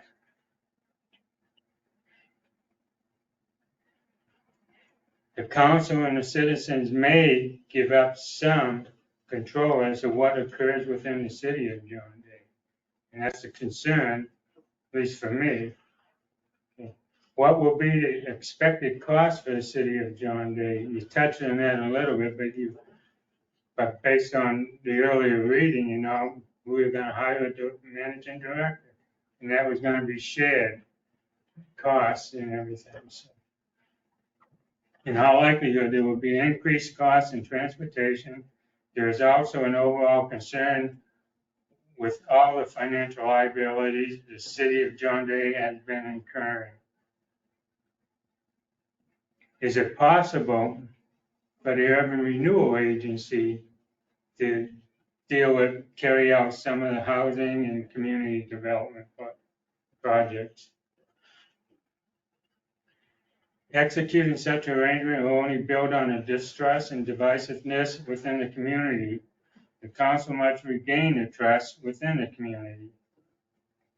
And I'm going to say, you may have read or heard that the city of Ontario, Nissa, and Vail, they're considering such arrangement, but they're watching what happens in John Day.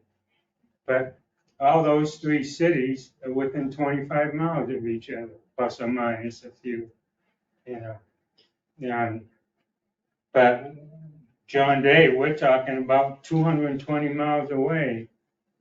You know, you might want to, if you're going to go 220 miles, you might consider joining Portland and everybody else if you look at the distance and everything.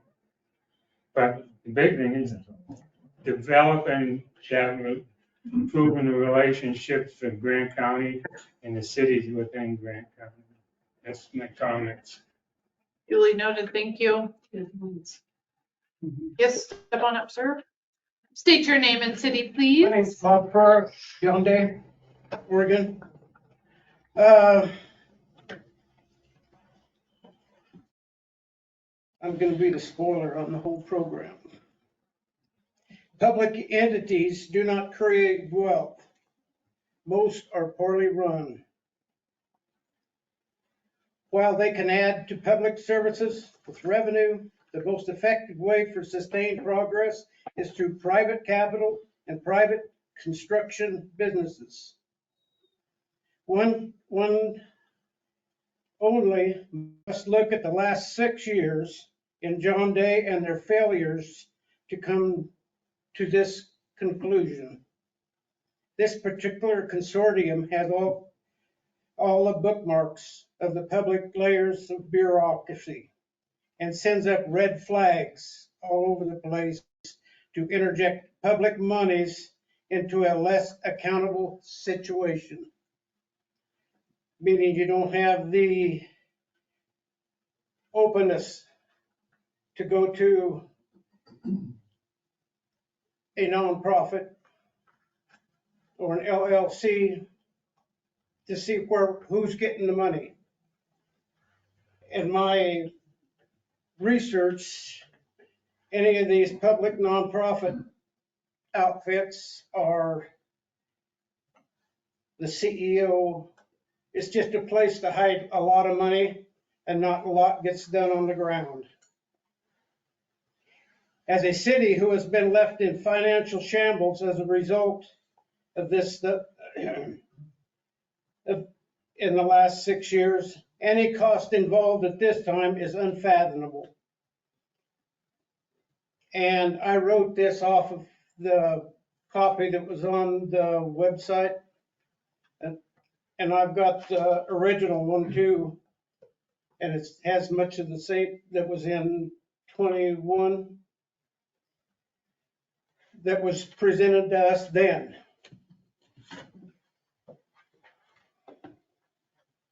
I'll have to skip some of this because if it's not. And my problem with these Tri-Cities things, 3 cities, you don't see the bylaws until it's over and done with and been voted on or passed by these 3 entities.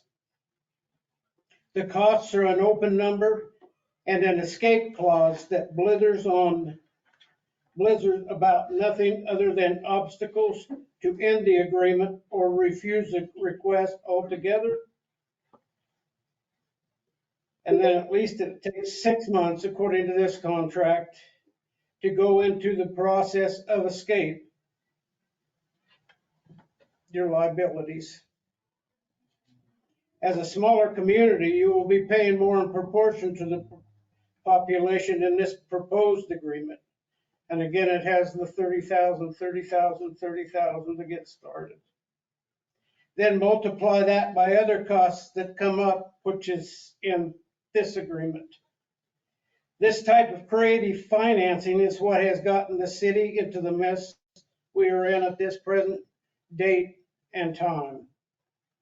All these sideshows take away from public services like the sewer and an increased policing replacement plan. Concentration is a key to finishing needed goals for the city. It's not going out all over everybody else. It's keeping things local and getting it done. And that's the key word. We've got enough things that started now. And he brought up another issue, and I knew it, but I didn't put it down. But this URA money that's putting in these little deals you've got started here, the Holstrom, the Ridge, and the other one over here. That $180,000 of that is URA money now. So why would we want, and that's what's the answer then to get to the housing project. But what I'm seeing is a person that's left Grant County when he put the city in a pretty bad situation and going south to enhance his pocketbook, period. That's all I got now, not knowing what the contract actually is. So, but it's just, I think it's like he said, it's a road to nowhere. This city hasn't got it. Burns, Lakeview, they've got more population to deal with these kind of things. More personnel hired, easier to hire them with the bigger tax base. John Day does not have that. And you can make all the housing in the world, but if you don't have jobs for those people, you don't have an economy other than homelessness. Thank you, sir. Duly noted. Thank you for your time. Absolutely. All right, council have anything else or anybody else in the public? I did visit with some people down at Heinz and they were against it. Okay. That's what I mean, like, I want you to do that. Like, that's what I'm giving you the time for. I want you to do this. I want you to make your own open-minded decision. And this is what this is supposed to be like. So we're giving you the time to do your research, and please do it and talk to people, and it will come back to council at some later date to be determined after Rick and the attorney and a few of us do some other editing and stuff like that. But please do know that it will be coming back to you to vote on eventually. And so I don't want you to tell me you didn't have enough time. Heather? Yeah. Could I add one more thing to it, please? Bob Ferrera? It has to have 3 public entities in order to get this together by law, by statute. Okay. It has to have 3. So they would have to go, they could continue, but they'd have to go out and get like a county court or a something like that. Okay. So, and that would fit them better probably, as well as us. Thank you for that info. Heather, Yeah. Ron, can I ask, what people were against, why they were against it? They just didn't like the way it was set up. You know, they weren't concerned with the housing part. Heinz was just happy the way they were. So the people you talked to didn't like it because of the way it's set up, or just because they don't think they need the money? Or wouldn't need They the just, help? with they that? didn't like it. They didn't want low-cost housing. I know that was a thing at the time. And it's been a while ago that I talked to them. I can't repeat everything. You know. Well, I would suggest, I mean, like I said, I spoke to a couple council members. Contact the city if you don't have their council information, and I would definitely recommend that you guys contact them. Rick's gonna do some of his own research on it too, and so he's been involved with some of this stuff, so he knows the ins and outs way more than any of us do, because this is a new thing for all of us. So please ask your questions. It's Burns, not Heinz. Sorry, Burns, yes. Okay, just want to make sure I'm reading. Burns and Lakeview, yes. All right, anything else on this topic? Heather, this is Nick Green. I tried to raise my hand virtually, but it's hard to do that. Can I speak for just a minute? Absolutely. State your name and city, please. Nick Green, and I actually am a John Day resident, unlike some people who've spoken tonight. I'll just point out that Grant County permitted 14 homes in all of 2022. And this approach offers the opportunity to build affordable housing, not big A, but small a, meaning housing that's affordable to our residents. I'm not hearing anybody else offer another method to do that.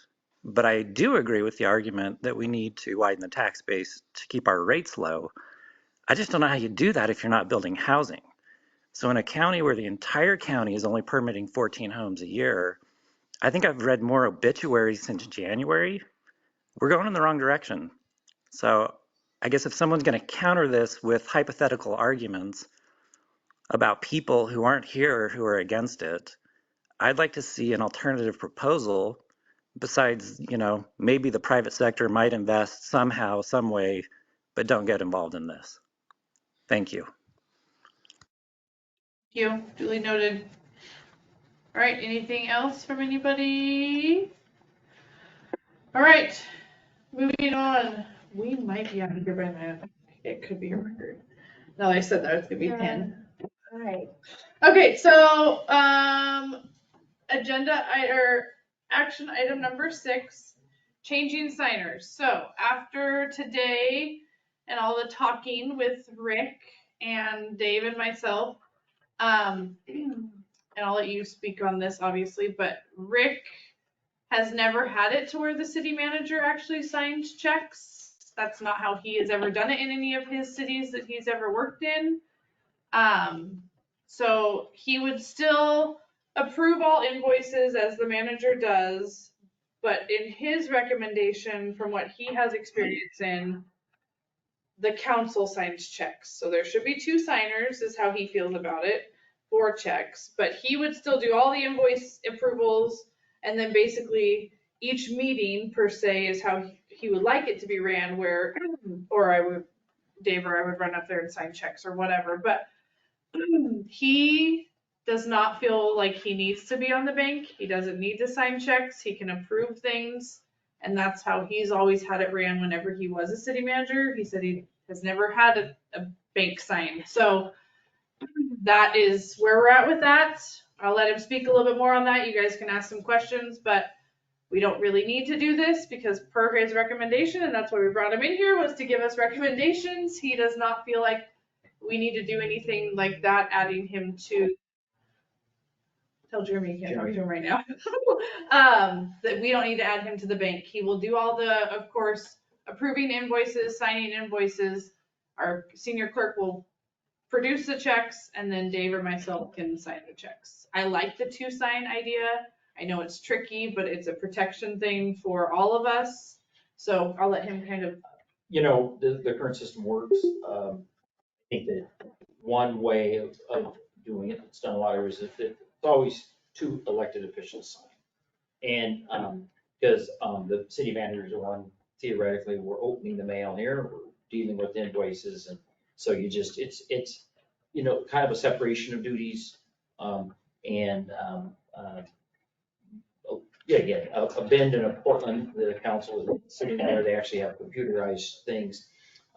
But that's kind of, I think that's something I would like to look more into. It's nothing we're gonna change, obviously, in the next week or 2 or something, but I think somewhere along the line, it's really as basic of, one of the things is maybe both of you, but she's coming in every day or 2 reviewing invoices.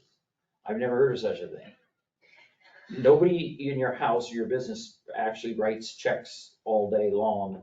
You know, a couple times a month, you know, most things are monthly. You get a bill from a contractor, you want to get the check out before 30 days. You know, you get a power bill or whatever it is.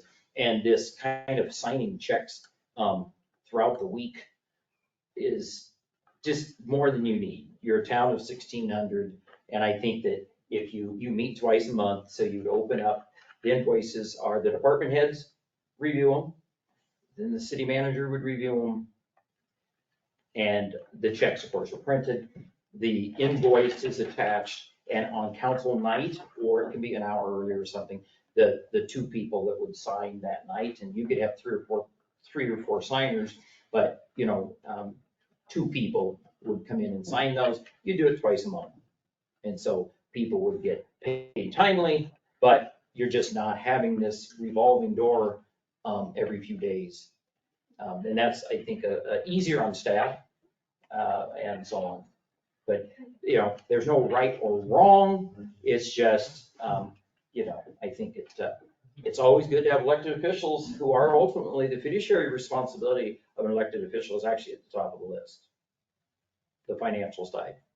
And the rest is sometimes lower, but often we prioritize the other stuff. So one of the things I want to work on and look into and really look at is kind of the whole financial side of things, sustainability of the finances in the long term, just different things. And because I have to get my own arms around that for me to feel comfortable, you know? So I'd say a good practice for a town of this size would be to have have a couple of council people. It doesn't add 1 ounce of work to the staff. It actually means they can set them aside and then they will work on them and not be, you know, it's like getting into a different program and dealing with stuff. Seems like every day. You can't get on to other stuff. So there's no downside to it. But I prefer not to sign checks. I think it's good for the electeds to sign it. They also makes them aware of what you're spending. So Dave and myself are both signers, just so you guys are aware. I don't remember if you remembered that, but so Dave and myself are both signers, and so it doesn't affect us by him not being a signer. We have our proper signers. We have the number. We have 5 signers of the bank type of a thing. So I'm all for it. I understand. Good with continue, Dave, are you also good with continuing that? Yeah. Well, I figured we'd have to anyway, even if Rick was a signer because he's not here. Right, there's gonna be all off the weeks that time. he's gone, and so that kind of a thing too, so, and I think too, yeah, I mean, I won't be as, like, it won't be as bad for me to run to City Hall and sign some checks, it's the 95 emails that this guy's not gonna get to answer, so, that, I mean, like, the signing the checks is not super time consuming, so even doing it before a council meeting once every other week or something, my biggest thing is, I know prior, there was people that weren't getting paid in a timely manner, and so Stephanie has really tried to make it a timely thing, and so I appreciate that on our senior clerk's job, like, she has really tried to make sure that people are paid. But like he said, within 30 days of an invoice being received is completely reasonable for any business to pay or whatever, so, yes. Do you think 2 signers is enough in case somebody's out? Well, we have 5. But I'm talking council people. Have Okay. a third council person, so you want to. Oh, we have 5. We have 5 signers on our bank, it's just us 2 plus the others. Typically, John Day, her and me being a signer on the bank accounts isn't a new thing just because we lost the city manager. I understand that, but I was just thinking that we needed at least 3 in case somebody's out of town. So we do, we have. Who are the other people? 2 people at Oster's or Solutions. Yes. So the accounting firm that does our books, 2 of their upper level people are also signers on the accounts. So that we have that flexibility. If Heather's gone and I'm the only one here, then we take it down to Oster's. And since me and Heather have been the ones signing stuff, I've recommended that we don't both sign the same ones. Right. That if she's signing checks, she takes it to Oster's. If I'm signing checks, I take it to Oster's. So Dave and I haven't signed the same amount of, we haven't ever signed the same check, basically. So like today I signed a bunch of checks when we were in there with Rick, and then she took it on to Oster's and had this. So there's still a 2-signer check thing going. It's just, it's not Dave and I, it's us and then an outside source, which knows our books and knows our records. So we do have multiple signers, so we're not just the only 2. And who's the other one? You said there were 5. You said there was 5, Was and the you only named It 4. was the city manager, Okay. but Oh, okay. now it's. Well, I think that's, I think 4, I mean, I'm not worried about having No, I like it. 4. I like it. Okay. I Yeah. like it. And I like what he, I mean, like, I totally didn't even think about it until he brought it, but I mean, and he'll still, like he said, approve all the invoices and everything like that, and so it's still a very functioning city, but it's just a little bit different, so we're all right. Step on up, sir. So I'm just gonna say, I really support the idea, because I really think it will improve the oversight responsibility of the city council. Yeah. I think that's been lacking in this city, because signing the checks at council meeting, not before or after, will get all the councils on board, to really stay on top of what's happening in the city. Yeah, absolutely. Thank you. All right, anything else on that matter? All right, hold on, let me update my numbers. Hold on, sorry. All right, so we have a couple other items on our stuff. So position vacancies, we still have 2 for planning, 5 for budget. I contacted all of the current application people that have turned in city council or other applications. There was 4 of them that were wanting to be a possibility for either of those positions. But we have other applications coming in as well. They've contacted City Hall. There's 3, I think, that want to also submit applications. So I gave you those 4 on the website that would like to be a recommendation for those positions, but do know I have, I think, at least 2, maybe 3. So by our next council meeting on the 14th, I would like to fill those positions. On the vacant council seats, Rick and the attorney and a bunch of us have been speaking, and we are going to reopen the application process. We are going to open it for the entire month of March. So anyone interested in applying, even if you've applied before, you need to submit a new application. Rick will do a small little kind of interview with each of them, ask some questions type of a thing. And then it will be brought to council the beginning of April, and hopefully we have a decision. We are legally able to do this. We can do this. This is something that is completely okay for us to do, where we've had 2 votes that ended in a tie. We are at the point where we can reopen it. We'll open it for an entire month. So March 31st will be the cutoff, or whatever that Friday is. Sorry. Hold please. March 31st is a Friday. So you'll have from March 1st to March 31st to submit an application. And then Rick, in the meantime, will do some contacts with those people, and we'll take recommendations, and we'll do the same 5-minute spiel that we give everybody. And hopefully we fill that vacancy the beginning of April. Any questions on any of that? So if you have anybody in mind.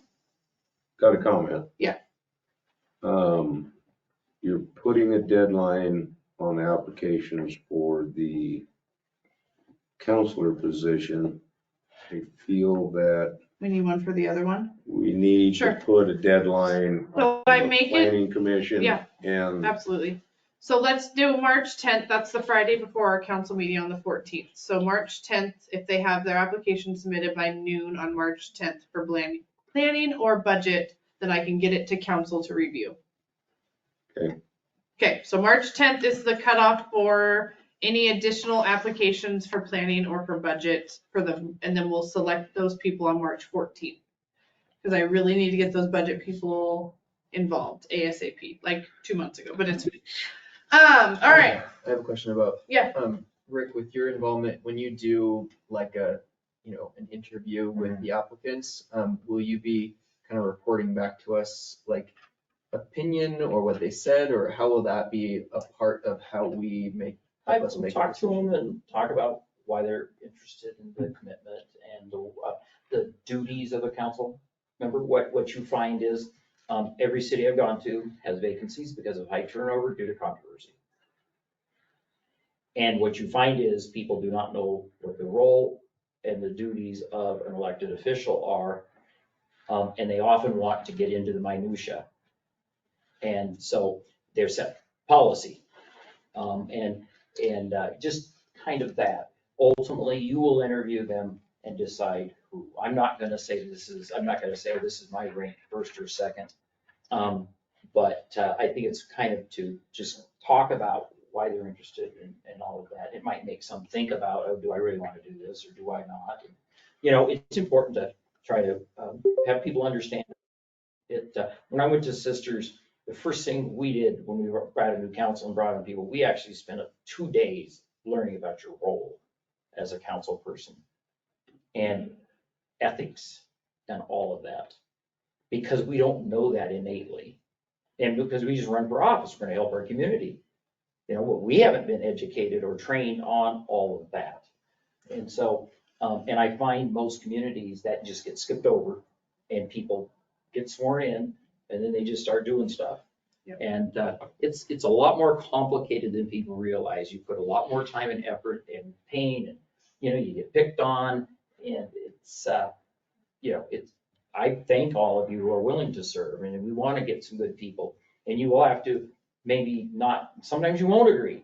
Sometimes you and you also can't let it get personal. That's a key to kind of getting a city that can function, where you can disagree but not have a bloodbath over it. Mm-hmm. And so I guess I'd like to see if you've had a 3-3 for if we can't come out here with in a perfect world 6-0, maybe it's a 5-1, maybe, but I think it's easier to govern. And at the same time, you can voice your opinions and disagree, and but you can do it respectfully and move to the next topic. Tip O'Neill and Ronald Reagan. Tip O'Neill, the Boston Liberal Democrat Speaker of the House, And Ronald Reagan, the Republican conservative ringleader of the Republicans for decades, they argued and disagreed almost everything, and they went out on Friday night and had drinks. And that's what you need, is to where we can agree and disagree and even have passion for our issues, but not get ourselves to where it becomes personal and we start. That's my goal that I want to bring to John Day if I can help. And I think these people, the ones I've met here, I think you all want to do that too. And probably all of you do. It's just a matter of getting there. It's a kind of like a family fight. Every family has one, right? That's right. Awesome. All right. So March 10th for budget or planning, March 31st for council. Supplemental budget, still waiting for that. No update from Anna on that one. Council or city employee handbook revisions. I got Katrina's, I got the employees. Tonight is the last night. Like, I am submitting it to Jeremy. We are moving forward. We have employees that have been waiting and waiting and waiting and waiting, and it's beyond ridiculous. So I'm not waiting anymore.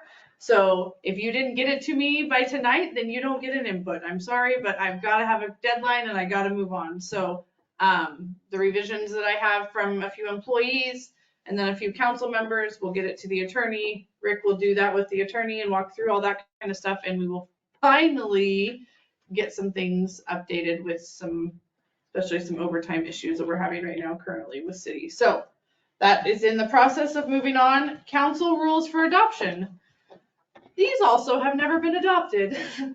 They are still a draft. They're just hanging out there for a draft from, what did Jeremy say? Well, How long ago? yeah, so I brought this up Today. So I'm been here for one day, but one of the Thank things, you. the charter, your charter, which has not been changed in 20 plus years, it refers to council rules. And that is kind of, a charter's only 8 pages, and that's kind of like your constitution. And it's pretty, that's kind of like the Constitution is broad. And so then how you get the specifics is in what you would call a document that you can change. The charter requires a vote of people. You don't change them hardly ever. But these you could change based on a council, how they carry. It gets into from what time you start a meeting to how often you meet. But anyway, when I asked for council rule, after I read the charter, it starts referring to council rules, and I asked for council rules and nobody can find them. And then researching back, these were sent out to kind of work its way through a process to be updated, but I don't know where the old ones are, but it doesn't matter. But that's been hanging around for months. So what we want to do is look at these. You've got them, go through them. It's everything from every 7 o'clock city that I've worked for has moved it to 6 because they don't want to be out till 9 o'clock. But that's council choice. I mean, it's not, it's not mandated by anything. It's just they feel it's easier for the public because they go home late at night. And they don't like to be at a 3-hour meeting being here at 10 o'clock because they don't think people are as sharp. But it's all of that. And so look at this and see if there's some things you'd like and tell us. And then It is due to us at the next council meeting. I'm giving you a due date and I'm gonna start sticking to those. I know we don't maybe always do that, but we are sticking to them. So if you want input, you better give it to us before the 14th. You can bring it the night of the 14th, that's fine, but it will be due to us by the 14th so we can get it to Rick and then Rick can review it and go over it with Jeremy and all that. So we probably maybe get you another, hopefully on the 14th or whatever, the first meeting, but I would hopefully at least maybe by the last meeting of March, we could get it adopted if it has to be the first in April. That is not the end of the world. You've been a long time not knowing what they are. So, but I think, look at this. Yeah. Because it is how we're supposed to operate and how it goes into that, how you are treat each other and stuff. So. Yes, absolutely. All right, any questions on that? Jot them down, make changes. I do have it electronically if that would be easier for you. Okay. right? Yeah. I have like 4 copies on here. I'm pretty, Are you gonna be able to make it work with your 47 copies? yes, I'm pretty sure I already submitted. Well, if you have it, just send it to me. Okay. Any other business or anything for the good of the order from anybody? If not, I entertain a motion to get out of here. Make a motion to adjourn. Second. All in favor, say aye. Aye. All opposed? Bye-bye. Yeah, you made it. You better be here for the next one. Lost you already. Take a while, I was talking. But, it's me. Hold on, let me stop reframe.